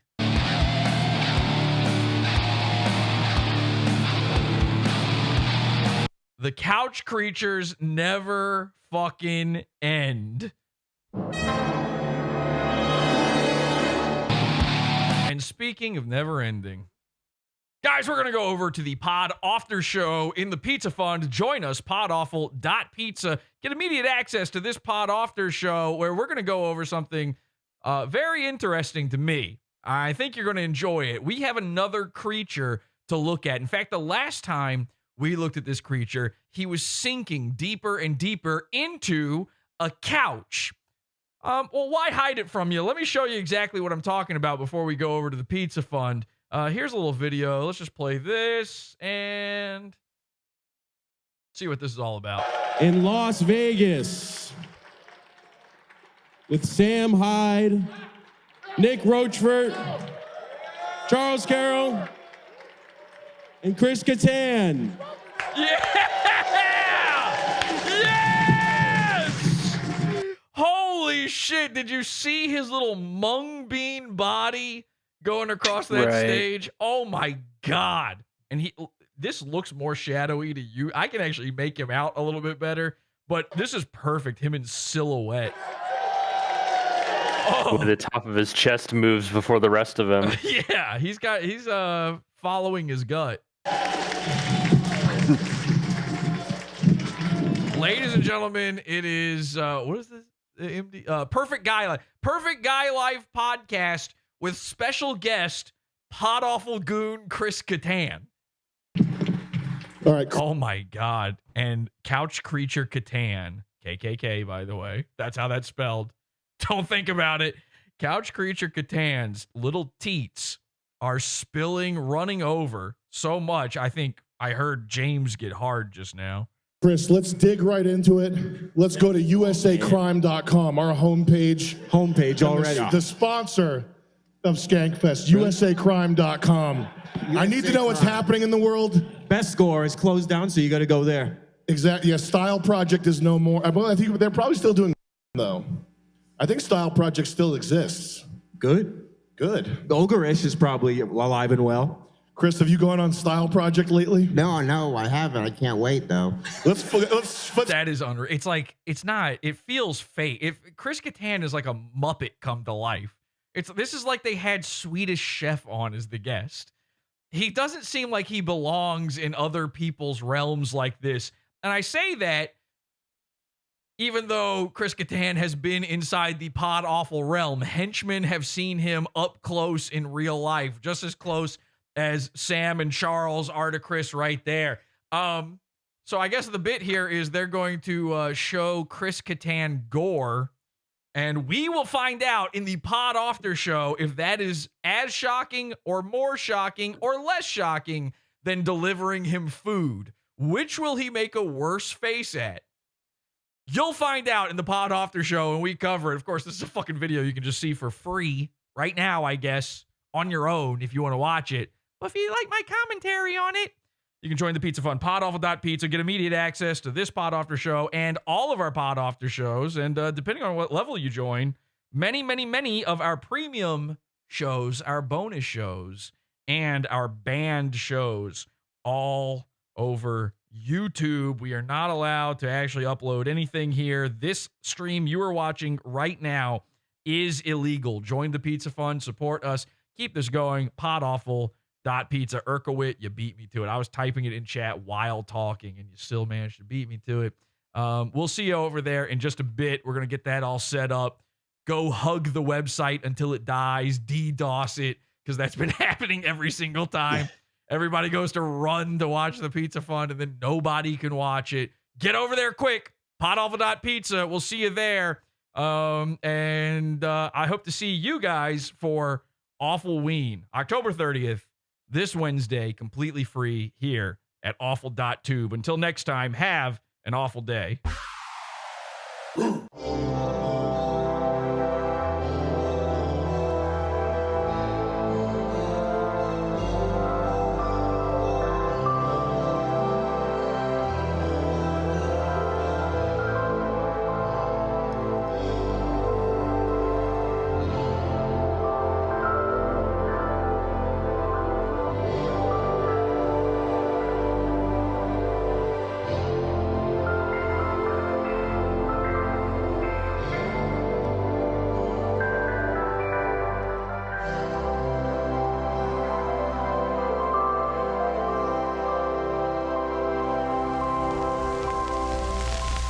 Keep uploading clips. YouTube hates it.